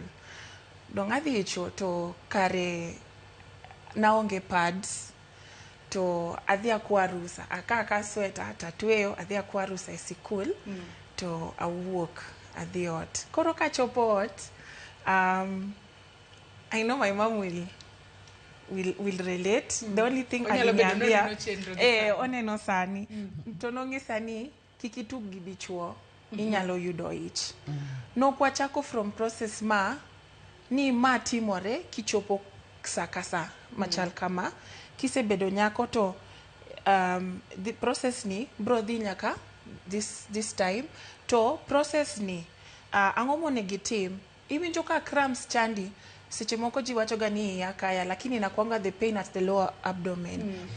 Koro mane gima nong'isa, koro akia gik mang'eny, to ne waonge pesa mwanyiewo godo pad, koro nomiya a piece of cloth, to nadhi aketo. My experience na wan gi nyiri moko ma have different experience during their first periods.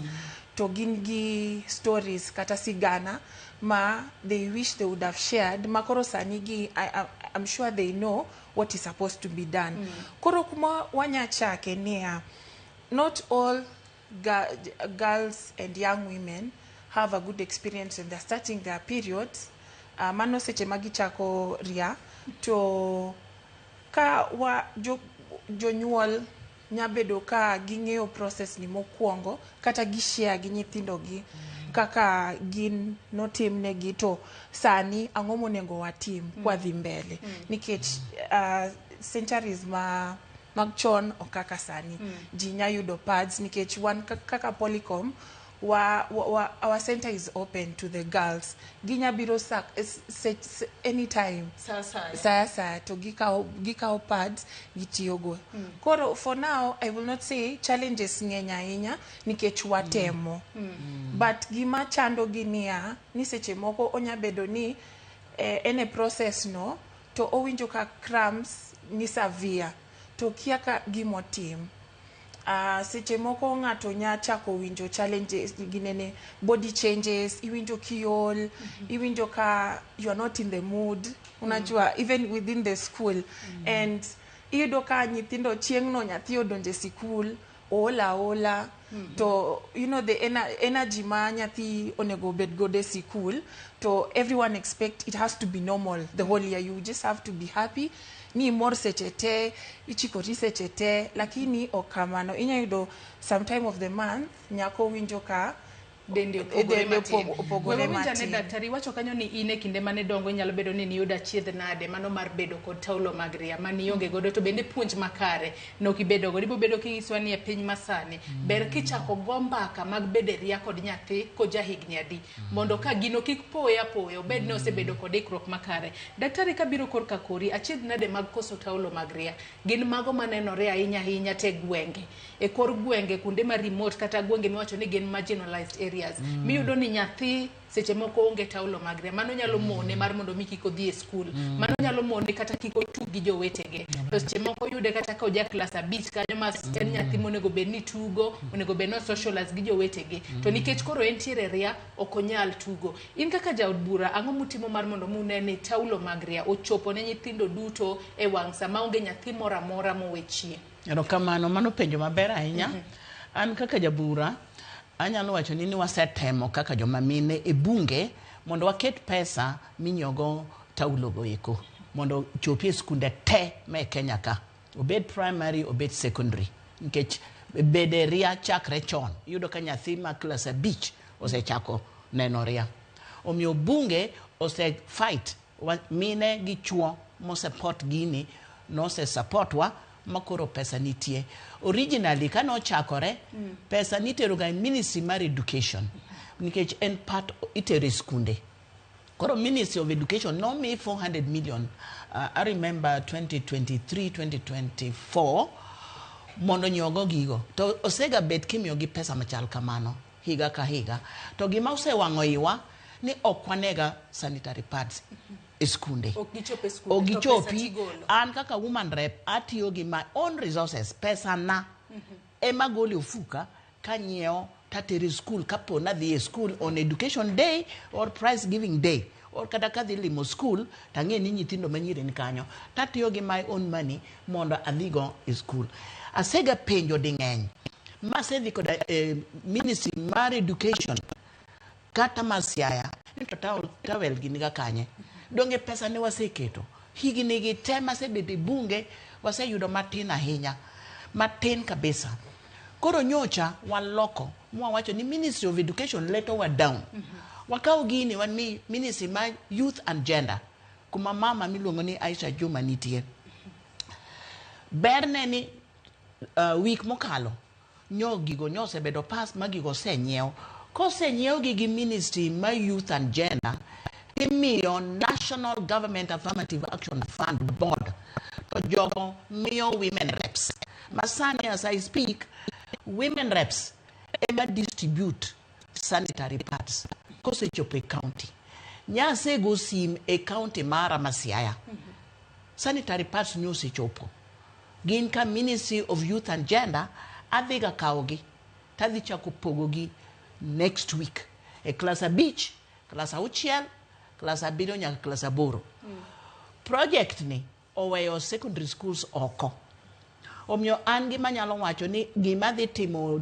wigni mabenda dhiga Siaya e wachni mondo aneni skunde te manie primary mobedo targeted gi sanitary pads gi oyudo gi duto te. Ang'o momiyo wacho ni skunde mag secondary oweyo oko? Ang'o momiyo wegi oko to nyithindo manyiri bende nitiere skunde? Mane e lweny ma wan go nyithindo go weyo oko nang'o nikech wan kane wadwaro kata kane wakwayo ne wadwaro ni nyithindo machakre class 5 nyaka form 4 oyud sanitary towels to nyo wabuok kwa yudo ni gin na klas 5 6 7 kod 8 koro secondary schools nyo onge ok ang'eyo ni nitie mpango mar nyiewo moko ni jo secondary schools ok ang'eyo to adwa dhi penjo kaduogo nikech sani pod wan e recess. To bende un bende kaka joburo nego benu dhiro chenro makama onego wabed wachero primary kende secondary bende achiedh nade makama gibende achiedh nade dhi mako gi kendo ka gineno kwa miyo nyithi primary to gibe gibo penjo wa mna penjo go eko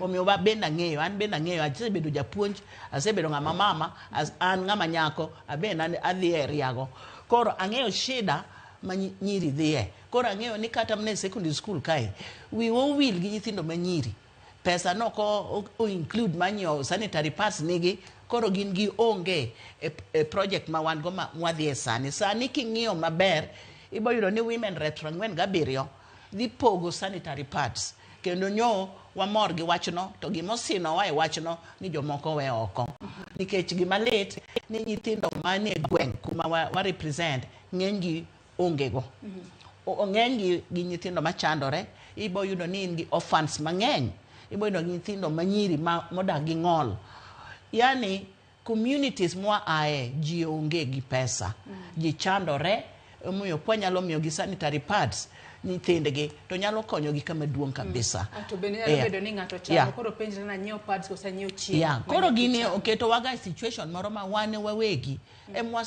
wa struggle kwa dwaro pesa ma wan go wamedgo kata mineno koro miwa ni wadhi wapogi kik ibed surprise ni gigo ok dhi romo. To nyaka sani nyalo wacho ni en pesa di ma koro ket tenge ma koro wuok e mano migawo mar youth and gender mominga mar mondo mi okonye pogo taulo mag ria. En ga normally 400 million slightly more koro nkech budget poko som koro podo kanyal bedo gi correct figure koro next time ka duogo tabo nyisi ni figure ni mano bedo allocated sub county ka sub county. Siaya itself adhi miyo nyithindo 64,000 100 gi something mano pod kang'iyo tin ok apar ni nyithindo klas 5 6 7 8 all of them they yudo sanitary pads. Bende bo bedo kinyiso ni sanitary pads makamagi gichiwo gi dwe ka dwe kosi chiwo gi yo mane the next be adhi wacho ni ok ang'eyo ni 64,000 nyithindo ma 64,000 gi sanitary pads momiya idhi migi adi nya winjo ni nyalo migi aboro ok nyal tieko higa ichiwe nya dichiel kosi chiwe nyaka be ichiwe dichiel nikech ing'e gima shida man ka sanitary pads dhi bedo matin ang'e ni ok dhi romo nikech mane kaka jogi osesandowa kabisa ok dhi romo koro jomoko dhi yudo to jomoko ok dhi yudo. Mar ariyo kata jomoyude ok dhi yude for higa achiel 12 months idhi yude kata for 3 months kata 6 mano is another shortfall yudo kendo mar ariyo tekga asebedo system ni asebedo jasiasa from 2013 nyaka sane kaka neno sirikal tiyo kodwa ok en ga gima mora moloyo kochopo sanitary pads to ok chop ga malong'o. Adwa ni mak parono gi kanyibo bedo kinyiso ni onego bed ber kimiye nyadidi to ere kaka kusepogo sanitary pads makamae tuneno ni nyathi emotiyo kode nikech kisemiyo go nyathi bodhi godo dala ubo bedo sure nade ni ene motiyo godo nikech kodhi dala kocha min gi beseche moko chando to min gi be dwaro mana sanitary pads makamagi be nitere follow up motimo manno ni nyathi ni emotiyo kode kata kamano feni kaduogo korka kori iwacho ni koso bedo kod puonj makare en achiel kuom achiedh nade ma nyithinde kale ber ka weche gi mag ria ichako puonj nyathi ko jahigni adi mar mondo mi gini kik yude apoya nono kik yude kata e class kata kosomo to bedo kod wichkuot moro makoro keta no tim nanga inyanyako yudo ka en e class ma oriwo nyithindo ma yawuoyi kaachiel kod nyithindo ma nyiri inyalo yudo ka manyiere mang'eny gi nyithindo ma yawuoyi kaluwore ni gionge kod ng'eyo matut kotudore kod weche gi mag ria. Igni 10 kata tinde wanya wacho no chiko romo nikech gima watimo Polycom gi skunde ma watiyogo watiyo gi skunde 50 within Kibera community to wapuonjo nyithindo ma nyiri nikech iyudo ni conversations gi tek mondo achak gi minwa achako ng'ise nade tachako nade nikech not everyone has a friendly home kuma wadake koro kwa the mentorship sessions watimo ga mentorship mang'eny kwa the mentorship sessions to wabedo gi conversations gi nikech wachalo ka nyimine ma okonyuolwa kodgi lakini ginyang'iyowa ka jok ma kiyo kwa jamii. Koro gipenjowa penjogi to wang'isogi. Koro it is very important ni jonyuolwa be owach gik makamagi nikech kata kan kanyise lakini seche moko inya yudo ni ene dwe to ene ot taonge. Dong' no dhi onyis ni ya mama asechako to inya nyiewna kata moko odak mana gi wuonegi kende. So parents need to create a friendly environment ma ochako ngiso nyako ni process ni chakore kama to kikiluor ka ine process ni to bi ngisa nikech kiwacho no chakore kama adwa ni leni nyako Ramogi jo maneno wakawuono mar mondo mi wach mar wich kuot wabol pinya wawuo kod nyithinde wa manyire kapod gitindo ging'e ni lokruok chakore gi kanya to kochopo ni in jahigni adi kata kiseneno lokruok machalo kama koro ibong'e ni mabiro next nyalo bedo ni idhi koreria. Koro jonyuol onego ng'is nyithindo ni ka gini ochiko kata par ong'ise ni kisechopo adolescent to these are the changes nikech wawene jopuonje nopuonj nyithindwa ni okay which is part of the syllabus ma wasome sikul lakini wanyabedo gi syllabus ma wan be wan gode ot kaka nyimine kaka mine e ot be ni process ni to kisechopo 9 to 10 years inya chako nene to seche moko onya take time minya nene kata ka in 15 16 17 years kata jok moko kata 18 koka chako neno dwe to kosechopo kama to koro your limit in terms of interaction gi how you mingle with the other gender should be different nikech sani process ni chakore it happens within your system, your reproductive system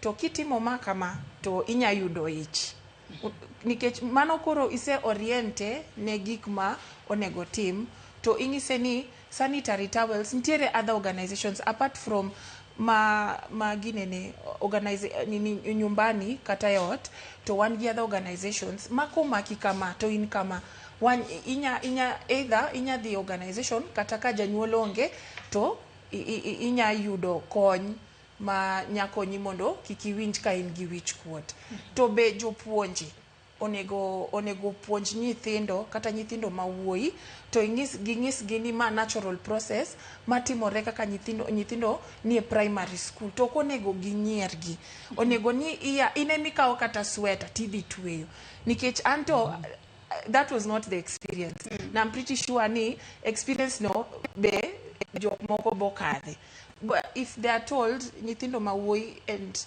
they are given that education inya yudo niya koro narrative no change yani sigana no koro lokore ang'e ni skunde konde mipogo ga taulo mag ria gi kinde mang'eny iwinjo kata ka iluongo igolo nyithindo ma yawuoyi oko to giniero kasto gichak gipenjo ni omi ang'o anya neno ni mano mkati gikuoto gipando nikech process ni mokwongo it is not shared as something that you should be proud of as a woman.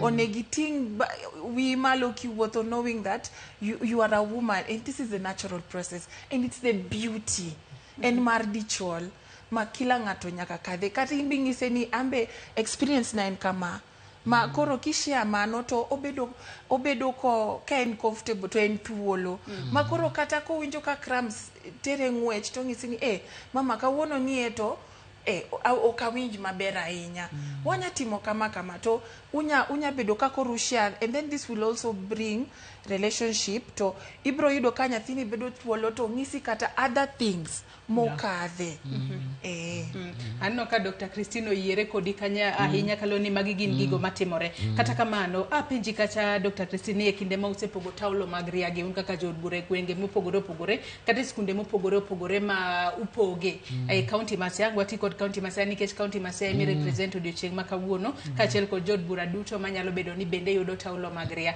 ere kaka bende nitiere kaka u follow up mar neno ni nyathini kosemi taulo mag riagi to ene motiyo kode nikech wanyalo yudo ni nikech chana maji kale janyuol nyalo neno ni eri wacho ni seche moko inyalo bed ni miyo gi 8 mano mimiyo gi nyadichiel oneni taulo mag ria gi donge ng'eny okaus moko to mano bro konyo nao bende follow up mun ni taulo mag ria gi e kinde ma upogo gi to oko usgi kata ng'ama chielo kotiyo godo ma oko konyo nyathi monego bed nokonyo following up to kotegno ahinya adwa admit mano wang'e pogo kendo wapogo saya lakini following up to kanyo to is zero okanyal wacho na asetimo follow up.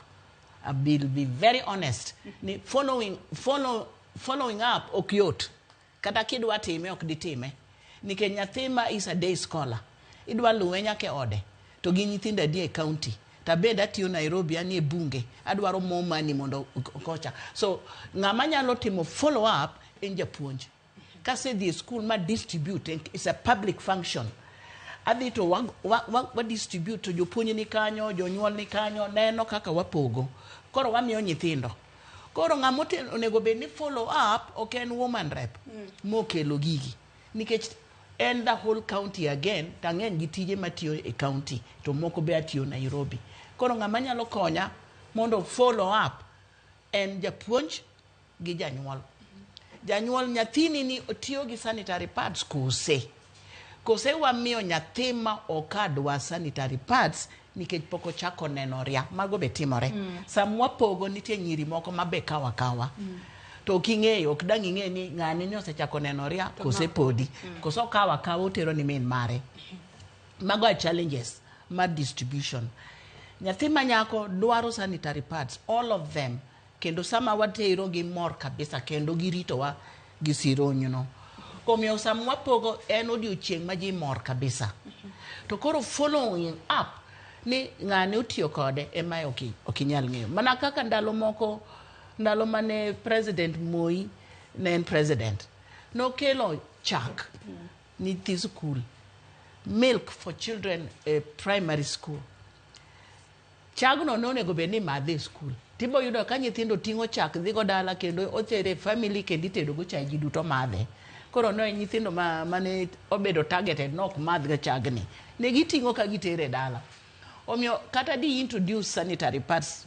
ma nyathi ka nyathi oyudo ma ji morgo follow up the process ni ng'ato tiyo kode maber ok en gima yot ahinya en ni koro ng'ato ka ng'ato bedo responsible ni nendo miya sanitary pads atigo to ng'e malong'o ni seche moko odhi share gi nyamin gi mabe ok somi e school manendo yudo koro gini en a big challenge even kata kada wan gi the urge mar poge maber ibo yudo nyathi manyako nigi nyamin mare eto koyudo nikech osomo e school moro manendo woman rep kata organization bila mar fenigiri opogo koro skunde moko poko neno ga gigi poko migiga koro ka nyameru ni kacha kata cousin ni kata wet ni kata osiepni ibo yudo ka nyathi manyako dhi share koro okobitiyo gi gigi duto te odhi rem koro be kendo bodwaro kendo koro en gimoro ma nyaka ket pesa mang'eny kendo puonj nyaka ketie e yema omiyo amor gi gima organization ma Fenigiri timo nikech gikonyo kama duong' kendo gikonyo women reps matiyo tijni nikech tijni ok nyal weye ni woman rep en gima everybody nyaka participate nikech en a big job en tich maduong' nyithindo manyiri king'iyo e Kenya gi nyithindo adi e Kenya mangima to king'iyo skunde Siaya alone wan gi over 600 primary schools mabedo targeted gi sanitary pads 600 schools gi school ka school oting'o nyithindo adi mane momiyo ne kelonwa 64,000 girls monego bed ni wachopo irgi gi sanitary pads ka gin 64,000 twapogo gi following up kaka gitiyo gi gini dhi bedo machal nade donge dhi bedo gi matek mane momiyo wadwaro jopuonj odonje wachni wadwaro jonyuol bende odonje gi jogo ma rito nyithindo gi eki okonywa nikech en tich ma ng'ato achiel ok nyal time idwaro ni kata mna joma kata sirikal ma nyiewo gigi to kata mna donors bende kela donation nikech ok bi romo okapar ni sirikal nyalo afford miyo sanitary pads dwe mokwongo nyaka dwe mar 12 higa achiel te 12 months for every girl. It's okay possible nikech holiday be nie kore kae. Holiday kae sirikal dwa yweyo, gidwa wacho ni sama ine holiday mama yweyo to nitiere pesa mano ket tege mar chwalo gi. Onego bed ni mano timore to ok anega ka gitime successfully. Gitemo, let me just say, ni gitemo kendo sanitary pads to nitie. Rome mo girom, nyithindo ng'eny, nengo gigi be dhi malo. Koro ok ang'eyo ni future ma gini be chal nade, but challenges to nitie and we must accept it. Mane momiyo wacho ni kadada bed ni podi pesa obed allocated manyo gigi, pod wa offer joma nyalo okonya nyithindo manyiri, kaka jonyuol nyalo konyo, kaka wede, kaka osiepe bende nyalo konyo nyiewo sanitary pads nikech ok dhi romo. This is a huge task. Mang'eyo ni sirikal ok bi time successfully. Ok negative at all. I just appreciate ni tich magitiyo ber lakini oduong kendo tingo challenges. Mane momiyo the milk project mane miyo nyithi school neno fail. Mane momiyo kada school feeding program masani is a big challenge. Gidwaga gole to ne gichake at was success. Ang'o momiyo gidwa gole nikech gifeel ni gionge gi pesa. Okang'eyo ni weche mag pesa dhi chal nadi e Kenya nikech tax bendo idho malo, gimoro amora idho malo, nengo gik moko idho malo. Gidhi sustain this beautiful project. Kose mage questions ma apenjara wuon. Gini berndi to sirikal madangni angani. Gimoro gichako gik mabeyo to giweyo. Gichako mabeyo. Jori kamano bonego benu medo dhire od bura kata mar mondo mi mage gik madhiro to waketo pesa to pesa iwacho ni tin to koro ginyo matin. Yeah, magi chale gibo wacho ni yes, it's okay, wadhi kete to pesa ong'adi. Yeah.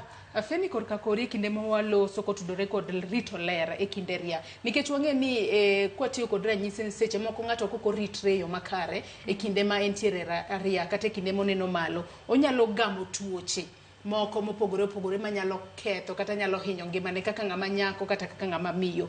Ng'ato nego be ni keto ler nade kinde ma entiere kod ria. Gino ma nyithindo matindo ma koka chako neno malo nego be ni ng'eyo ni ka chako neno malo to nego be na keto ler e yore achiel ariyo adek mar mondo me tuoche kik yude.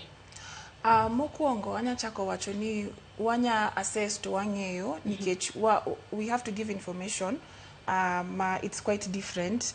Mokwongo are you going through a heavy flow ama in ng'at ma periods biro matin and then inya ng'eyo ni accessibility mar sanitary towel to benitie nikech inya wacho ni globally or kata in Kenya winjo ga ka jok maloso pad wacho ni inya tieko 8 hours. Ingeni ng'ato manigi heavy flow nya tieko 8 hours. Nitiere jok ma change kata after 2 hours kata after 1 hour depending with flow ma en godo. Koro we make them understand gi flow ma in godo inya change pad frequently.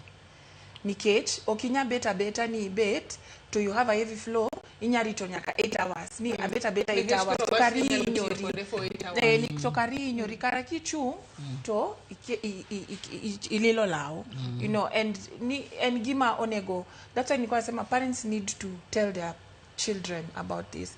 But we gonna nyasairo kamano kuom initiatives manitie man try to bridge the gap manyiri nigodo to even the panties magitiogo ngini tinde panties moko ma learn from the TV ntiere moko ma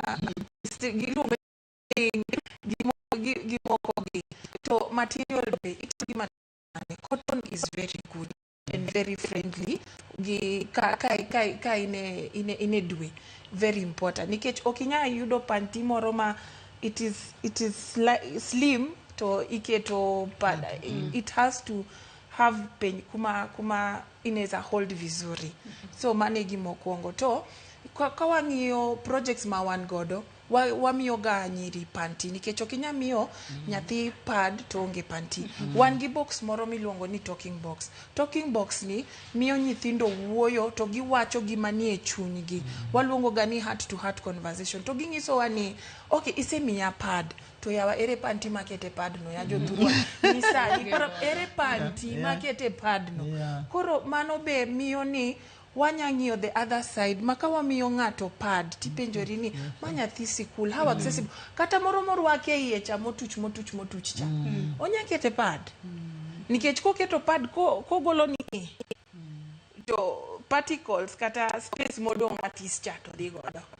The next thing koro onge panti the next time.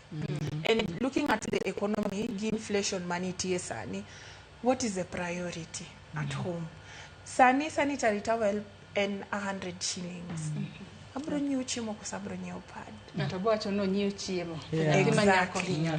Ero. Koro there's that, but watemo. Lakini ka government nyamiyo wa pesa okwanya tamore nikech be wanya medo timo tich nikech wanto wamiyoga every month. Manyithindo nie sikul gi yudo pads ma otiyogo to emergency pad ma motiyogo de sikul. Makoro ni okonego o work sikul to wacho ni we kora dhia beda ot nyaka ang' natiek dwe ko kang' naduogi nitiere emergency pads ma wamiyoga ma watiyo gi jopuonje e sikul to gi miyo the students to wapuonjo patrons gi. So it is very possible ni government nya tiyo gi other partners nikech kwa ng'iyo from time immemorial most people who've been helping are organizations to ginya luongo gi kanyakla mondo gibed together to gipenjre ni usebedo ka utimo tijni how can we improve or how can we do it best. Kata ginya ngiso ni ka pesa ni obiro ni wanyamiyo this percentage to these organizations to help them in the sustainability as well of giving out the sanitary towels. Koro it is impossible and manani it is not our priority. It is not our priority. It is very possible wanyamiyo every month and all that, but nadwa penja and 8 packets so 8 leaves of pads. No, 8 packets. Ma achiel packet achiel aparo nutingo auchiel kora boro. Yeah. But okadwa donje details maginadi nikech poda the study kanyo. To ang'eyo ni gidhi yudo. And normally past experience wasega bet kwa miyogi adek kata ang'wen. Mano ehiga kose ehiga. To packet achiel utingoga either auchiel or aboro. Koro tieno nyalo tiyo for 3 months kende. To bing'e mano be makele penjo mo nitiere nyithindo moko mantiere kod heavy flow mana kaka Feni owacho. Yes. Kimiye packets ang'wen. Mago dongo nyalo tiyo go kata duto e dwe achiel. Mane momiya wacho ni mano miya wacho alia ni gi yok romga. Miyo to imiyo gi sirikal nyogiga to krome mo gi rom nikech imiyo gi momigi go kako migi to ohigano ok chak medgi. Yani sirikal ok ng'i ni idwaro dweche 12 mondo los higa. Koro nyathi ka nyathi kosemi to gin giseneno ni gisetiyo tich. Koro onge mane momiyo jo wabunge mamine iboneno ka gibegi tiyo gi pesa gi ka ginyo mondo gi supplement kamorem. Nitie organizations kaka mag Feni although maruto onge Siaya pokaneno but nitie ga moko ma bende temo ga konyo. Koro anyalo wacho ni nitie organizations moko kata individuals moko ma bende nyalo ga tera e school on their own kata school ma any board of governors. And a member of the board kata chair lady of the board tipo yudo ka moko bende o donate e school no. To mano mana school ma any board skunde modongi to ngano ma donate. Omiyo emomiyo wacho ni challenges ma distributing nyiewo pads gi distribution gi monitoring and evaluation and gi matek ma onego keta time and good money. Nitiere gima Feni owacho kanyo ni nyalo bedo ni miyo nyathi taulo maria. To kisemiye taulo maria odhi penji ni oket lewni ma iye onge godo. Bende nitiere chenro ma sirikal dwa biro godo maneno ni lewni ma iye bende nyithindo ma nyiri gi omi mondo kik gibed kod achiedh nade maniero koren gi pads oti godo nade oket kanyo. So far nyaka ne wachak gini gi sirikal pads gine underpants ongega But ndalo moko na ana wuon anyanya mang'eny kabisa ma pogo skunde moko benuka tieko nikech ging'eny mokinyal. Dwaro support. An gima nyala appeal for at this point in time. Challenges to nitie kendo ging'eny to gidongo. To dwaro support. Sirikal alone nyalo bet ni ok ginyal afford. To wadwaro ni joma nyalo organizations ma deal gi education kata ma deal gi girl child or come on board mondo support skunde mondo gino owuok successfully nikech okwane sirwache ma nyithindo manyiri imiyo kose migi sanitary pads mano kende en. In fact kata project ma wan go sani ma next week adhi timo onge underpants mamano bom na chuna na dwar other ways mwadwaro go underpants mondo wami nyithindo gi samo wamiyo gi sanitary pads. Sanitary pads ok dhi chopo 1 year for every girl. No, it's not going to. Dhi bedo 3 months kang'eny to 4 to be okapara ahinya. Aito evaluation mi kelo cha is very key. Adiera manade ma ango chal nade ni nyathi kimiyo sanitary pads ja class abich nikech wadhi chako class abich au chela biria boro. Ja class abich ni osechako nenoria to kao pads odhi timo gang'o dongo dhi miyo somebody kata odhi uso ukang'eyo omiyo mago gin challenges ma nyaka wa face ni kata kwa pogo gigi ng'ano manyalo wacho nu adier ni kimiya pads adhi tiyogo kimiya pads okadhi use ni ng'ato kata okadhi miye ng'ato machielo mondo kik waket wastage kata kik waket ni wa misuse gigi. Gima mora ni kiwacho weche pads to ji mang'eny show interest. Nyaka nya wach na dhi tero gigi messages maseyudo tui. Ging'eny ni mama wi kik wil gi skundwa. Wi kik wil gi skundwa. Wi ok nyal wil gi skunde nikech skunde go ndike gi Ministry of Education. Adhi ata ka list mar schools man Siaya te kendo mag primary. Tangi ni skundi ni game moro ni Ugenya kamano nyaka 6 sub counties what's been pradek skunde ni what's going on what adhi tiyo gi MCS kendo gidhi konya nikech en tich maduong' mok ng'ato achiel ok nyal time. Skunde gi nyithindo 64,000 students chopo irgi ok yot. Omiyo nyaka ti gi jomoko koro adhi konyra gi mine mabendo yier manie county mondo osupporta mondo wapog gigi yo makare. But bed ready ni jomoko pod dhi ywak ni okoyudo. Mane momiyo kata feni ineno ka organization mare tiyo gi 50 schools donge wacho kamano titiyo mna Nairobi nikech okonyal extend to other sub counties nikech finances. I understand that. Da mor kabisa konyalo biro Siaya. Okonya mondo wati maber together. And ang'eyo ni nitie many organizations ma bende timo the same thing. Magitimono. To ng'eni koro mago projects gi koro gibegin gi special schools magimiyo. Nitie organizations ma target only schools man gi disability, nyithindo man gi disability. Kendo mago bende gin nyithindo ma wicho wil gago. Yeah, koro ji mang'eny matemo and organizations osebiro mondo support the cause.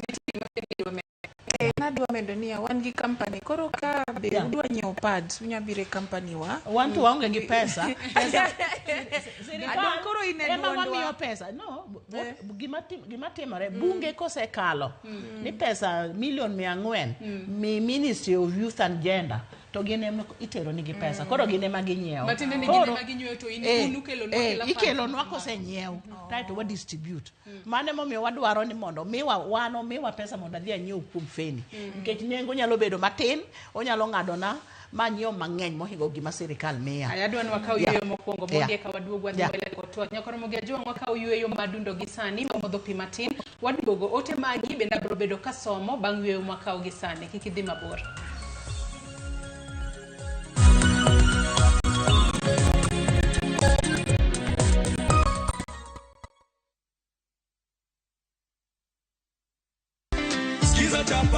Skiza chapa ushinde. Majina naitwa Catherine Mtindi. Nataka kushiriki una dial *487*3#. Ulicheza hii mcheza skiza chapa Na after masiku kadhaa nikapigiwa simu nikaambiwa nimewin 50k. Nasema watu wa Pipeline wacheza hii mchezo ni real. Skiza chapa, ushinde.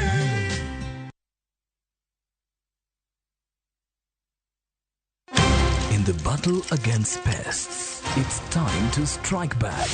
Raid Spray strikes in seconds for instant kill. Kills all doodles dead. From SC Johnson, a family company.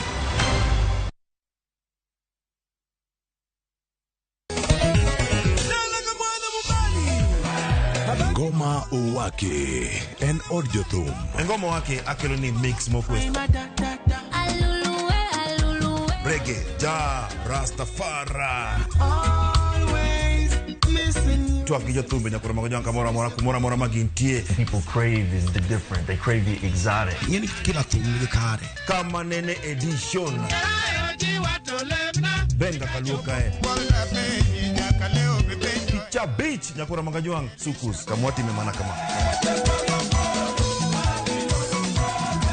Kitemana ngoma wake nyinga en Papa Weekend wukich tichario tichadek tichangwen tichabich sapar gidaka paga beach nyaka sapaga rio warom.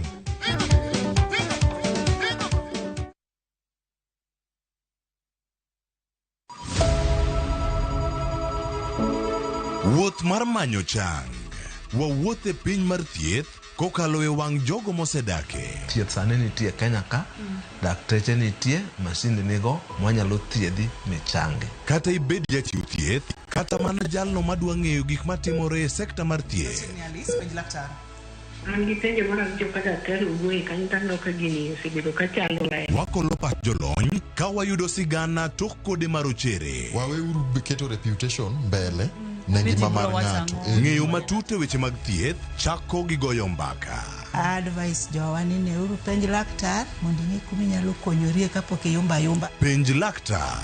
Wuok tich nyaka tich abich, saa 12 odhiambo. Mana e Ramogi TV.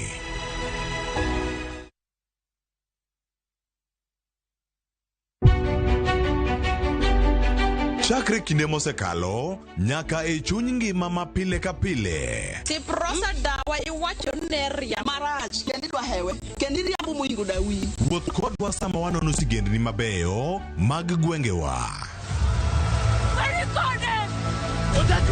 Ng'e ber kod rach, mor kod kuyo ma ng'ato nyalo yudo e wuodh ngima.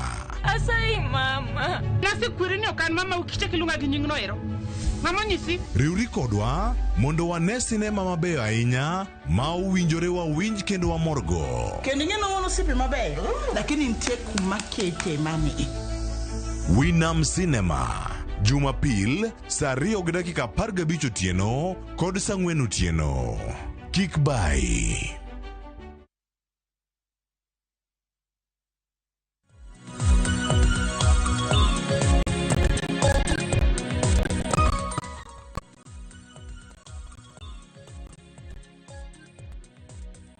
Machiegni kendo nyako Ramogi Jwang kendo erokamano ahinya kuom medo kete Ramogi TV okinyi makawuono e twak marwa mokwongo tielo mar ariyo kama watwak otudore kod rito ler e kinde mag ria ahinya to odiochieng' achiel kende bang' kane oseyango odiochieng' rito ria kata keto ler e kinde ria e piny ngima gino miluongo kanyo kod dho ngere ni menstrual hygiene day ma en odiochieng' maneno ni joma nyiri kaachiel kod joma mine obedo kod lwasi makare kata oritore e yo makare ahinya to e kinde magineno malo. Adwa nasoma ne moko kuom ote ma ochwalo no okinyi makawuono mar mondo mi wawinj ane ni to joneno magwa to wacho nang'o kamoro amora ma gintiere. Iwacho ka ena winjo ka wuok Siaya Uyoma, iwacho ka ene gigo ipogo kanye, openjo ka ene Siaya kono parts go ipogo kanye, ng'eny gi itero gi mana Game, Ugunja, Ugenya kod Alego Usonga. Rarieda nitiere kaka oktere taulo magria. Koro wacho ka ene koro Mbaka obed jatend jo Siaya. Ibu bedo kilero nwani e kinde mupogo parts makambe. Nitiere ubaguzi muketo. Ahinya nyato gisani makoro ketgi elwet National Government Affirmative Action Fund mantiere buo jod bura ma mine kata jod bura mag county. Ruth Nyathi Ochieng wacho ni taulogi kata taulo mag riagi ok chop e thoth sikunde mantiere Kisumu County thothgi yudogi nitiere sikunde man Migori County ma ok yudi. Penjna ni schools ma ok yudi makosa en mar skul sirikal mamalo kose sirikand county kose nitiere mibadhi kuom suppliers. Mar ariyo, penjna ni seche magipogo taulogi ahinya to e mixed schools bende gi involve nyithindo machuo e puonja kose gin itengogi nikech aparo ni ber nyuando boys ma from grade 6 mondo ponono ne gini ochako nyathi e class kata otuche uniform to kik gi nyiergi.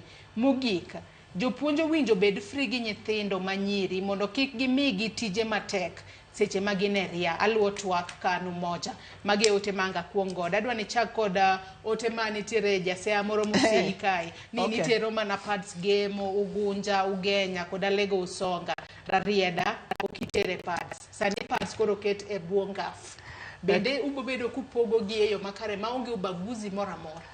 Mokwonga go nero kamano kuom comment momikono. Adwa mna correcte. Ubaguzi onge to bende pokwa pogo pads nyaka nyo higa chakre. Koro kumani seche moko ko wacho higni mosekalo chieno tiyo gi ranyisi. No. Mano ng'ama riambo. Adwa kwere ni owek hango wach. I represent Siaya. Ta an gi sikunde te momiwa mapoge.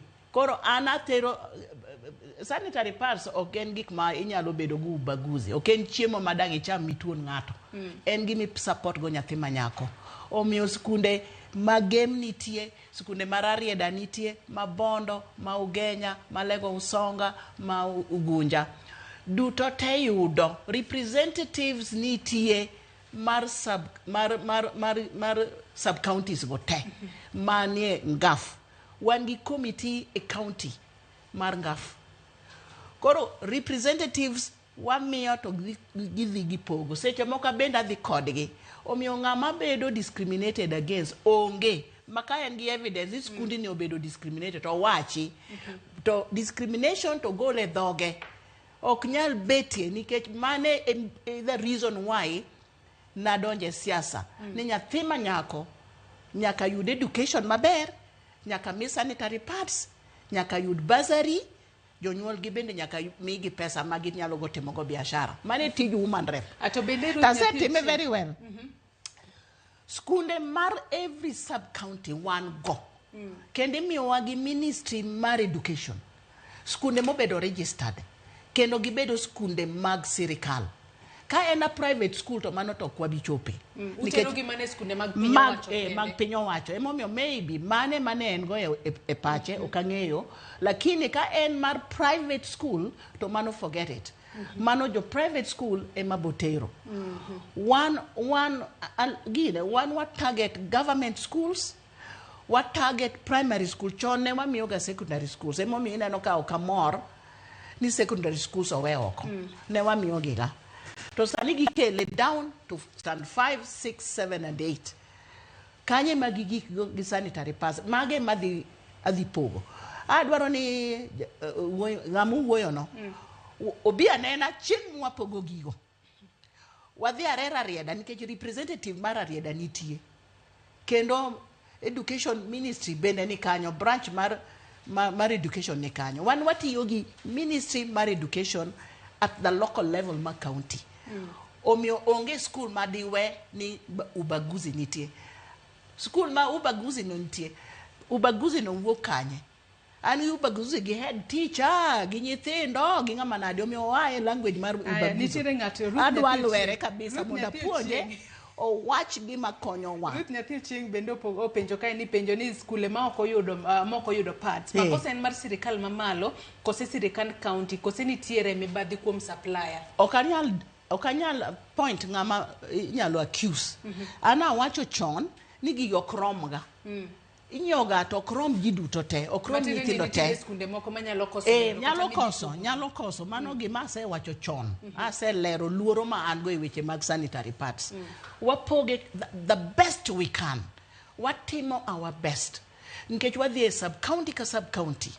To ibo yudo ni sanitary pads oromo mna skunde matin to an gima tima make sure ni sub county ka sub county at least nitie skunde moyudo kata ka odong to dong adonga ni koro rem koro sirikal ok nonyiew gi duto te koro the source en sirikal nikech kata mana sub county ka gibe giyudo gimna kuom sirikal to an opoka neno ga ka county governments onyiew sanitary pads aneno ga giwuok sirikal mamalo sani dhi wuok ministry mar youth and gender ema dhi nyiew bende gisenyiew mugisetero gi sub county sani one stage ma distribution mane momiyo adwa nyiso jopiny kata moasiaya onge school madhi dong ka an Chris Nombaka an woman rep ani masegora e wach ma sanitary pads ma onge kamoro manyalo weyo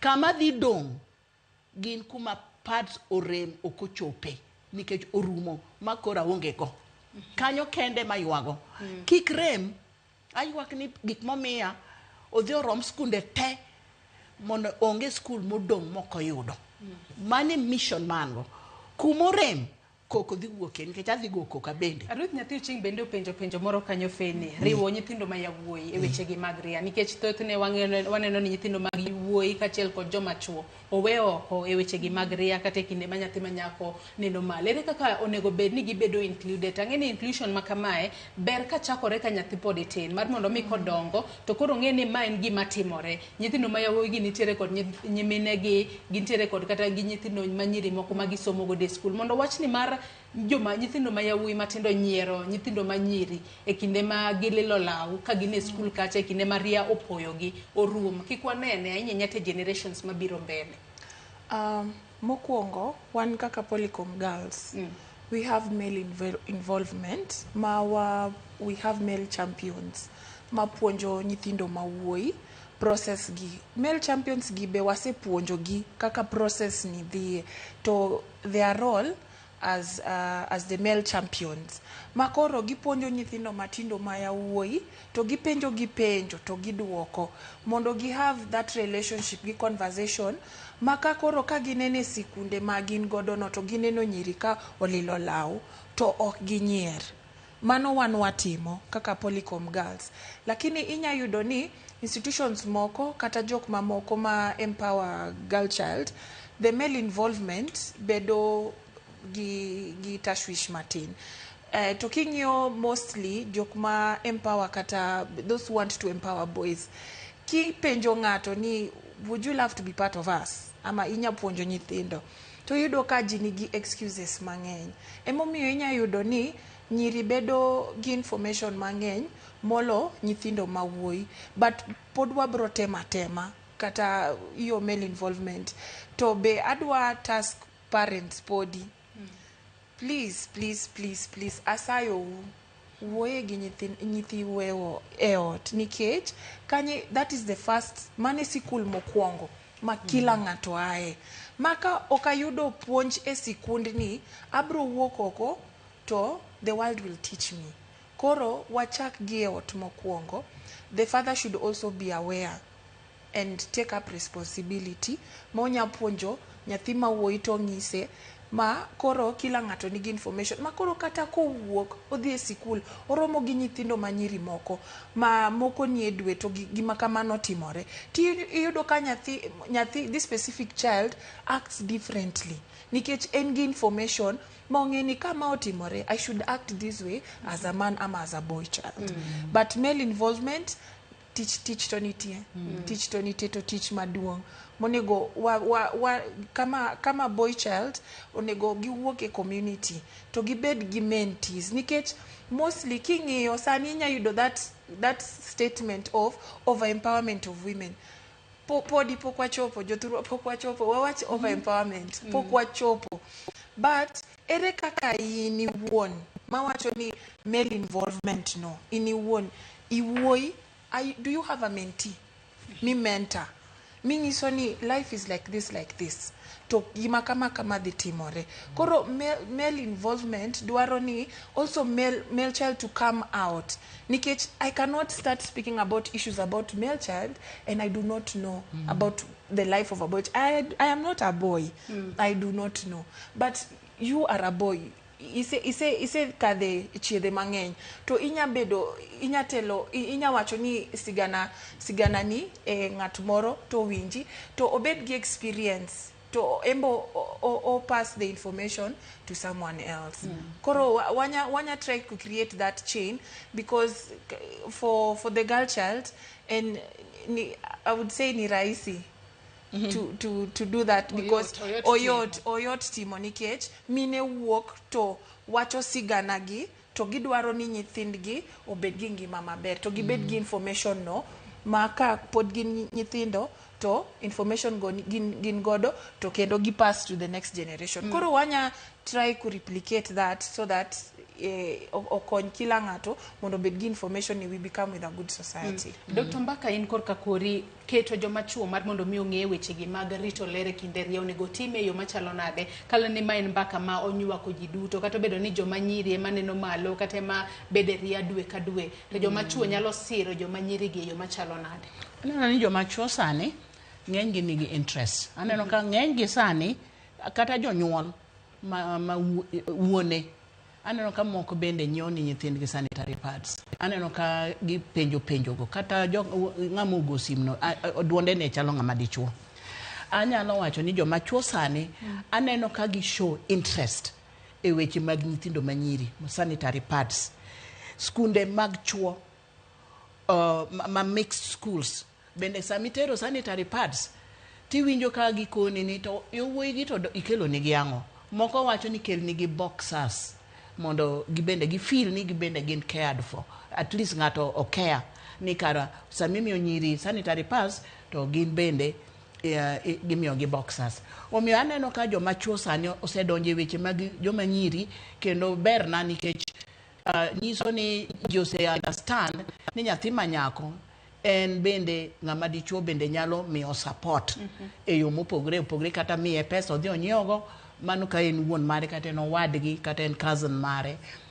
Omiyo male involvement is very critical and gima very important nikech joma chuo bende ema be orito wa ute kuma wadakegi.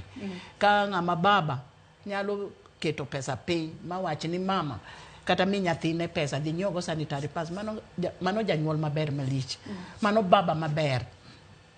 Omiyo aneno ka jopuonj bende apart from jonyuol, aneno ka jopuonj bende nigi interest, gikonyo nyithindo manyiri kendo gidwaro nyithindo manyiri obedgo. Omiyo aneno ni en a good thing.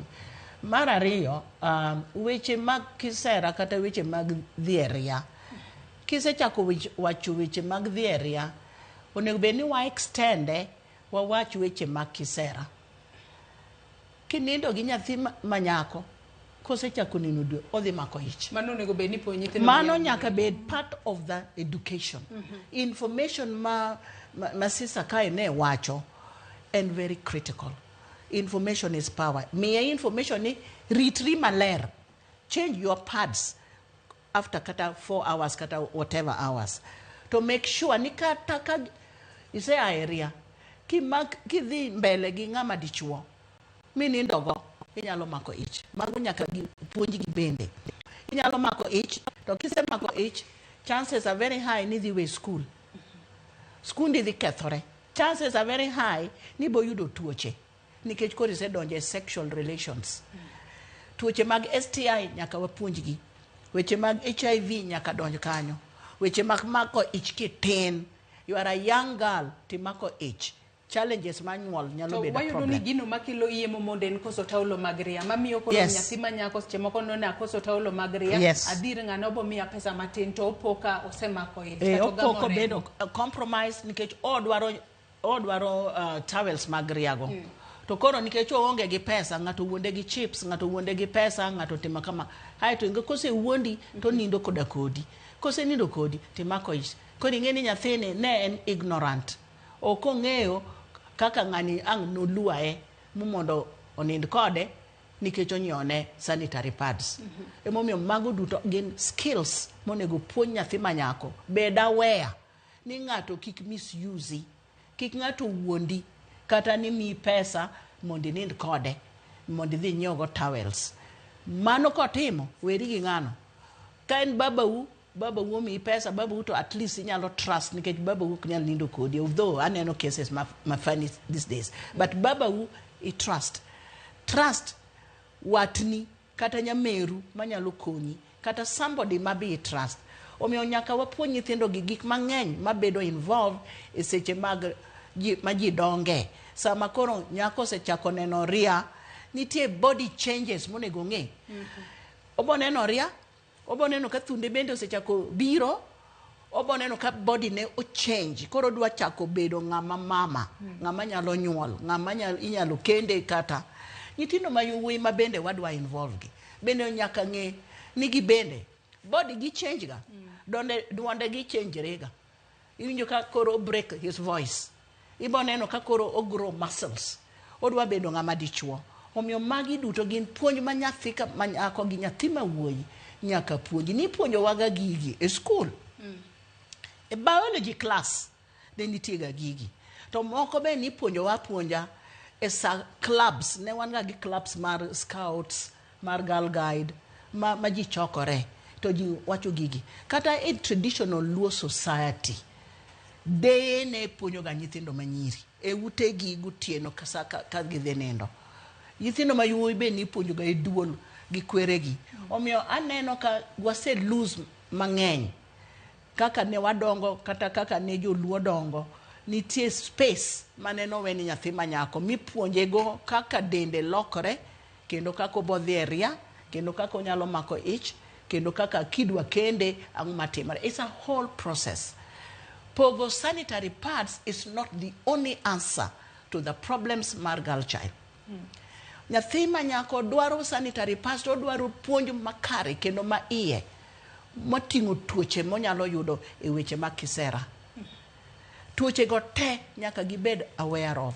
Nyaka puonjgi. Nyithindo ma yowuoyi bende nyaka puonji. Omiyo kwa keto male involvement.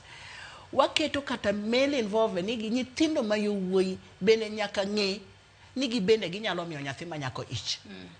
Obed careful. O nyathi matin, o ja form 1 timiyo ng'ato ich. Nyako ng'e no bende osebedo ng'ama duong'. Onyalo miyo nyathi ng'ato ich. Obed careful. Obe onyalo yudo tuo mar STI, onyalo yudo HIV, onyalo sandre. Obende ong'e ni body mare bende change. Body mare osechako grow, yiero osechako ti kuome, to duonde be osechako break. Magi gin information ma very powerful ma nyathi ma wuoyi bende nyaka bed involved. Feni korka kori kapod wadhi mbele kotwak mara wang'e ni kalure koda weche mosebedo ka wachore ahinya to weche gi mag ritoria rito ler e kinde ria. Iwacho ni moko kuom achiedh nade ma nyithindo manyiri nyalo yudo en kotudore kod. Wanyalo wacho ni bedo kod, wanyalo wacho ni sanitation mok ni kare, seche moko chope ok ni kare kata nok mar pi. Iyudo ni nitiere nyithindo manyiri moko magitiyo kod sanitary towels, mago miwacho ga ni gin reusable, kata mago minyalo luoki. Ginto ginyalo ritore yo machalo nade kinde gi mag nenore, nikech gin gigo ma kisetiyo godo kuom seche moko to nego bed ni kidok kata dala kacha to iluoke kendo imoe chieng' kendo ginyalo tiyo godo. Kata bedo ni kuonde moko nitiere kod nok mar pi ma ginyalo luoko godo gigo. Nyithindo manyiri ma kamago nyalo ritore yo machalo nade kinde ma gintiere ri. Mokwongo jok mamiyo washable sanitary towels onego do a lot of assessment. Nikech wan kaka Polycom girls ne watimo assessment within Kibera community, wan gi issues mag pi ma other organizations temo be kaka ginya konyo gi wach pi. Nikech we are also trying to fight something called sex for water within the community. So why anya miyo nyathiri washable sanitary towel? Mokwongo, I am dealing with sex for water. Pok wachope ni sex for pads. Koro I will be causing more harm than good ne nyathini, nikech okanya miye to mokwongo onge pi. Aya. Ka miye washable sanitary towel no, onego ti kode for some time, tachaka miye moro. How sustainable is that? Kwang'iyo, how sustainable? So how frequent will this young woman or young girl be confident? Mowacho ni kinene koting'o pi kodhi go dechuo, kotiyo gi, nikech wan gi izo rewashable to wan gi kata cups gi nigi menstrual cups. To inge kaka menstrual hygiene has been put in the community ma ochal ka gima it is a sin or en gima rach. Koro iyudo ka nyiri ka nie dwe dwaro niya gibedo comfortable.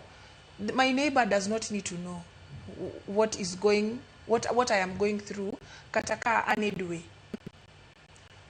Koro ananya wacho niya watch rewashable. Inyang'io ka in gi pi accessible water to inya tiyo kode. To jok mamiyo ji rewashable sanitary towels nyang'io ni kuma adwa miyo nyiri how sustainable.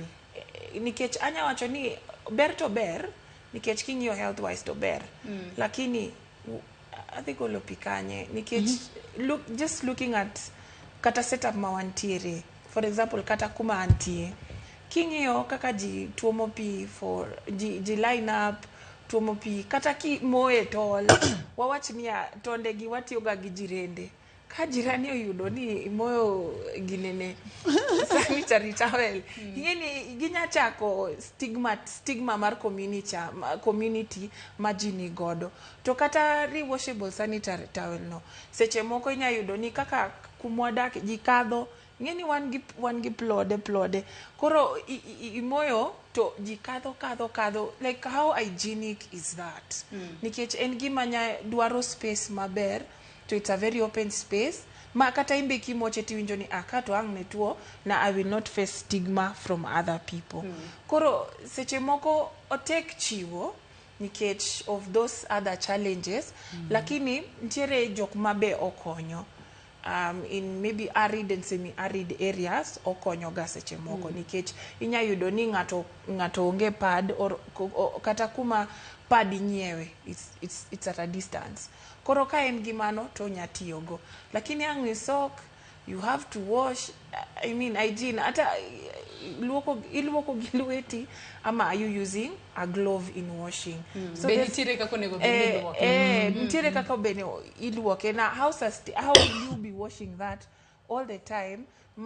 You make sure ni kaka no puonji kata information ma in godo no nyakonyi mondo gino it last for long because nikiri moko ma last kata 5 years 4 years 2 years depending gi material nikech be material are important. Nikech inya yudo niya ngato miri washable sanitary towel lakini material no it's not friendly. Nyachako ngadi ka remote war kata nyachako give irritations. Koro there's a lot to consider before wa miyo ngato washable sanitary towel kata luoko rimo kuongo. Ingeni mano koro ang ni luokri diriyo okinya tiyo gi washable sanitary towel to iluoko dichiel. To kwang'iyo our normal day to day life ma nyithindo dake awuok sikul wawach ni nyathi die day school awuok sikul adhi asok onega adhi ompi onega adhi amany sapa an gi omwak nyathi wakia ni otimango like gik moko time is of the essence but awinjo gima wacho kendo nitie a point mo raise maber ka imoye kanye aito gi koth matinde ng'eny ni chieng' nitie mang no tuo gini maber nikech gini bende ber kata kimoye obed gi motuo to igoye pas igoye pas ekirwaki kendo kose to sami luoke cha dongi dwaro sabun idwaro pi kumimoye be enanisho igoye pas bende kose mondo obed very clean kirwake second round kata third round kata fourth round material milose gono chal nade. Aparo ni magi gin issues monego wa raise sama wakelo reusable sanitary pads. Yeah. And thick machal nade okawo how long to dry nikech nyalo bedo ni in kata gadek kende kodi dwaro chenjo iluoko mato tuo to kendi bor wake bedhi koda safari dwa tingo moko in gadi idwaro ni bed gadi for that month. Aito kiseluoke in gi sabun miluoke go in gi pi miluoke go in moye kanye igoye pas kose. Mago gin gik ma in my view aneno ka gin very good questions ma nyalo konyo mondo wabed gi rieko mwaloso go giyo maber. Mar ariyo king'iyo hygiene en hygiene tek nikech depend kaka ibiduoko. Nitie jomoko nyalo kete jik mondo bed marachar maber ka neno white material. Kose, how do you wash? Luoke no is critical, nyaka puonji ji kaka iluoko gino. Koro aneno ni weche mag menstrual periods en gik ma deep madwaro puonj mang'eny in every sector. Dwaro kaka irwake ma ok olwar. Panties mirwako, kata en cotton, kata en nylon, and I don't know, but which one is the best one? Aneno kwa dongi thuolo matin kende twatieko twak mar okinyi ma kawuono. Joneno magwa bende pod yoro ote moko kae. Eric Odhiambo wacho kae ni so families manigi nyithindo masomo e private schools mantiere Siaya County kik expect ni ginyalo bedo ni giyudo kony mano mar taulo mag ria. Yes, mane kinde rito kinde mag rito kinde mag no mag a confirm mane en wamiyo skunde mag sirikal mobedo mag sirikal mani instructions ok mar ombaka en mar sirikal. Kada en anto da miyo gi nyaka private schools to nikech ok en maga ok atiyo gi pesa na en pesa mar sirikal en skunde mag sirikal state schools. Mana kaka isewacho kamano ni bobed ka ichiwo gi state schools to bende kinde mano watwaki wacho kanyo ni nitiere nyithindo moko mantiere kod ng'ol bende. Yes. Mago bende u consider kinde ma upogo taulo mag ria. Especially nyithindo manie gine state children's homes. Although okaneno ka nyithindo manie homes nitie nikech homes gi bende gin private most of them. Ibo yudo ka sirikal onge gi homes ma nyithi kio dakie. But nitie skunde kaka skunde ma nyithindo modagi ng'ol some mago ni at least wadhi miyo gi sanitary pads kendo amor ni gine another target nikech wich wil ga kodgi wadhi consider gi. Gima adwani jo Siaya uwinji kata jo Kenya te uwinji ni pesa mar sanitary pads target skunde mag sirikal kika nuok gino kendo. Private schools are not the target. The target gin government schools to kendo gin primary at this point in time. Again only in future wadhi bedo gi mag secondary school. Sani joma winja what target class abich auchiel abiro kod aboro. Modongo onge system ni. Mano kende gima nyalo wacho at this point wada abe litna lita to jopiny ang'e ni lit nigi ta bende olitna nikech anto koro gima nyalo mna konyogo jopiny wacho ni sirikal meduru lwetu mondo wanyiew mang'eny mondo wami nyithindo manie secondary school. Ote machielo mano mar George Benja wuoda koduogo wacho ni ting' mar rito ler e seche mag ria en ting' ji adek to seche moko obedo mar ng'at achiel. Mokwongo wacho kae ni nyathi manyako maneno remo for the first time nyaka yud sir kowuok kuom baba kod mama. Pod onge ikruok moramora mar ni gima kamano nyalo time. Mar ariyo wacho kae ni nyako kata dhako maduong' nyaka jipanga kivyake nikech gini timore kuome kendo they are aware of the dates. Mano paro maliwa ahinya kanyo. George Benja wuod koduogo ingisa ni wadong gi dakika 4 kende twatieko twak mar okinyi. Amor gi comment no kabisa nikech adier en ting' maduong' ma ng'at achiel ok nyal kawe. Baba gi mama nyaka bed on the front line. Gine magin ginyuolo nyathini ma nyathigi gine maginene kodongo to school dhi bedo the second parent. The jopuonj bedo parents mar ariyo surrogate parents. Omiyo mama gi baba okaw responsibility to bas responsibility mar ariyo en jopuonj. Mar adek en osiepe bende. Koro en mar ji mang'eny. Omiyo nyathi manyako ni e lwet ji mang'eny nikech ngima ma nyathi manyako en so important nikech ka nyathino somo otieko school to en ber mar oganda. Kipuonjo nyathi manyako ipuonjo oganda emomiyo nyaka wasir nyathi manyako e sama enie area sana. Afendi kacha kukodi wachni mogik ka watieko twak marwa okinyi makawuono kotudore kod rito ler e kinde ria. E kinde mara kaka e wacho twak marwa wacho ni e kinde ma nyathi manyako chako neno malo onyalo bedo ni entiere koda rem moro mowinjo onyalo bedo ni seche moko biro kata gi wich bar moko biro ni nyalo bedo ni ika imago milongo kanyo ni cramps kod dhongera e kinde ma nyithindo makamagi kalore ni thuon wach mano mar menstrual hygiene day mar higa mar 2024 en wal jopuonje nego bed ni kawo nyithindo machalo nade nyaka onyalo bedo gi chich ni nyathini kawuono seche moko entiere kod moods kalore ni onyalo bedo ni it's that time of the month oneno malo mondo kik bed ni jopuonj ka nitiere e skul kacha kono nyathi ka seche moko en moody kata onindo kalore kod wich bar gi rem kik okaw ni ma nyathi mok dwa somo. Koro mokwongo teachers need information. I am not a teacher, koro akia okan japuonj. Koro akia gimipuonjo giga e sikul, but kanya kwayo ni maybe the curriculum can nyaketo puonj machal kamano ma wanya bedo gi friendly environment manie sikunde gi between the teacher and the student.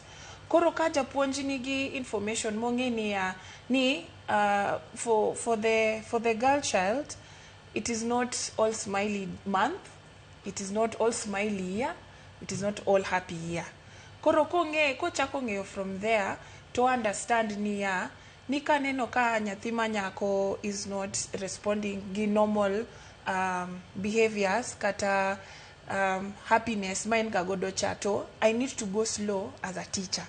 Tabet piny gi kode tapenje ni ato ang'o matimore.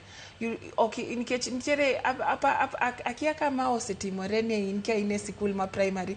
Nitiere jopuonje makoseneni ka in gi moods moko tichako ng'isi ni moods gitero ne nga, like there's that tone oluweri motiyo godo kuomi ma okay friendly makoro kata yudo ni either student nya bedo defiant kata student nya bedo ng'ama withdraw, yani obeda nyathi ma oluor okonya wacho challenges mokadhe, lakini teachers can go slow and try to talk to a student ni how is your day today, like what happened, like monge progress manyathini to luonge uyo kode mos nikech seche moko inya biro gi volume malo to nyathi can also burst in the same note. Makori iwacho ni nyathini ni defiant koto nyathini wachna mogik niya mokwongo we need beans in school. Organizations temo yes mio pads mio panties kaka Polycom wan gi kwayo kuom nyithindo ni gidwaro beans e school. Kata ka government wacho ni ok gidwa konyo private school gi pads to gibed ka ging'eyo niya sometimes public schools are overcrowded and gima konyo gi in private schools makao nyithindo moko go to gin be gidwaro services. Seche moko yes inya yudo ni private school temo lakini ntiere kuma gin gi wako na upungufu magidwaro ni ng'ato okonygi. Koro beans dwarore school. Feedback very important. Nikech mokwongo wan kaka Polycom girls waloso pads wan gi Kibira Pads company to wapenjo nyirigi ni kaka wasebedo kwa miyo pads gi be giromo magi feedback mokwongo. Mar ariyo, are they friendly to you? Udwani wa reduce, wa mede, koso udwani wa team nade. So mane gima inform most how we make our pads. The girls wacho gima gidwaro to mane gimotimo. Nikech gine magi understand challenges. Our former director used to say, Jane Anyango, you are an expert of your space. Ineming'eyo gimikadhe to how to solve that problem. Koro feedback very important. Jonyuol uwogi nyithindo wadwaro beans. Wasayo kumiyo pad to mi gi panty. Kikimi ng'ato pad to kimiye panty. Hero kama na inya Feni Ogembo. Dr. Ombaka wachni mogik watieko. Wachna mogik na amora ahinya ni joma chuo obedo involved e weche mag nyithindo manyiri especially sama gin e area. Aneno ka joma chuo nyiewo ni nyithindo manyiri sanitary pads kata gimiyogi pesa. Again, omnani joma chuo mabede involved kik misuse nyithindo manyiri ni kase nyoni to koro anindo kodi nikech mano to koro wawuothe e yo ma ok kare. To jonyuol obed number 1 ma donje wach mar weche mag ria manyo sanitary pads ni nyithindo. Sanitary pads ma sirikal dhi pogo ok dhi romo. Osega bet kamano nyaka nene. Nyaka na donje bunge 2013 nyaka sani. Sanitary pads musepog ok romga. Emomiyo ok en gima buoga. ma wadhi pogo next week bende ang'e ni ok dhi romo nikech gisega disappoint wa gikelo to kel moromo koro dhi rem kumwa remie ne mwadhi gikie koro an adwa gik kanyo kendo chakurito nyaka kendo higa manyien nikech ma en mar this financial year koro kendo wabomna goko jogigo ni koko eka iyudi koko ni wasegoye ndi an education committee kuma gigi wareze kende mwakete budget omio I make sure ni sanitary pads obedo properly budgeted koro wanto kwanyieogi ministry mar youth and gender emanyiewo gigi quality maginyiewo gine maging'eyo the number of pads maginyiewo ni Kenya mzima gine maging'eyo mabiro Siaya gine magi decide and I have no say and I receive gi ta distribute kuma gigikie emabagikie kangi any money mamara manyalo add ta add ta kwayo jomoko mondo konywa nikech en tich mapek kendo mogik sama wapogo sanitary pads wapuonjo gi kaka del lokore del nyathi manyako lokore nang'o mondo bed aware ni dende chal nade mondo bed careful kiko mak ich kapod in school. Erokamana ahinya Dr. Christine Ombaka jaod bura Siaya County kaachiel kod in Feni Ogembo mano gai mar Girls and Young Women Movement riwruok mok mar piny owacho mano mar Polycom Girls kuom kawo thuolo mar okinyi ma kawuono mar mondo mi ubi wago mbaka makamae. Dr. Ombaka meduru goyo koko e od bura kacha mar mondo mi omed kwan omenda mitiyo godo e nyiewo taulo mag ria makonyo nyithindo manyiri ok mana e skunde mag primary kende to nyaka e skunde mag secondary mondo nyathi manyako kik bed kod wich kuot e kinde ma neno malo to nego bed no dhi e skul. Nyakora Mogi Ajwang' in bende agoni erokamano ahinya kuom kawo thuolo mari mar bedo kodwa e twak nyaka gi sani mwachopo giko. Akaw mana yweyo madundo gi sani bang' yweyo to chenro mabiro en tedo gi chiemo gi Jael Lieta. Kik idhi mabor.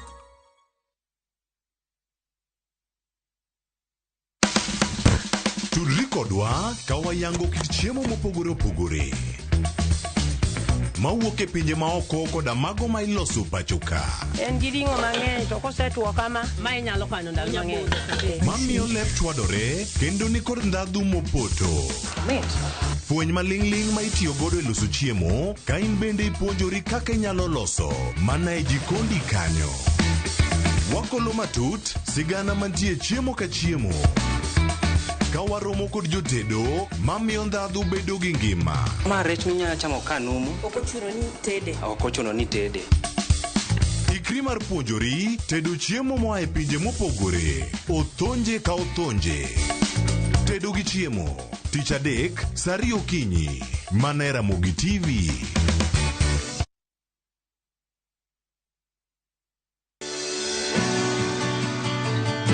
Chuny pur kama kodhi ka kodhi nyiso sigande kendo keyo ka keyo en nyasi eka chiel kao mananas 14,000 nyaka 18,000 tiyo matek kelo nyak maber winj sigand jopur mokadho e yamo kod apaka maduong' to girwako lokruok manyien kod nyago ngima maber ne jopur. Farmyard manyiwa the compost is the best it berne nango oduoko lo kaka lo ne chalo chon bi kodwa sama wakedo gi pek ma waromo godo kendo yudo gweth ma kit ngima maber sama wachako tich mar lowo nyaka bed gi kwer kae ta bedo gi beti kae ta bedo go pao kaluo wakae dhano owuok oko ne pur gi ohala tich adek ka tich adek saa 1:45 otieno.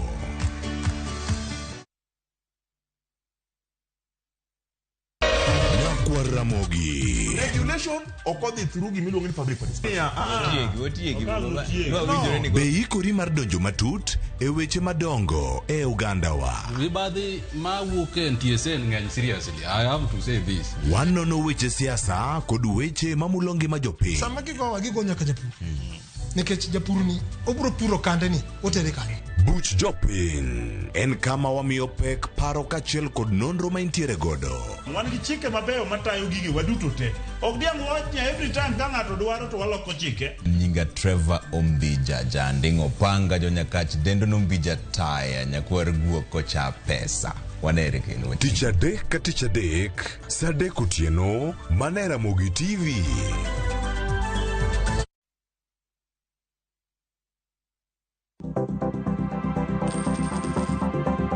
Mondo mi ikungo omenda e yo mayot kendo e yo mowinjore, onego ibed kod paro mar kungo dwe ka dwe, juma ka juma, kata odiochieng' kodiochieng'.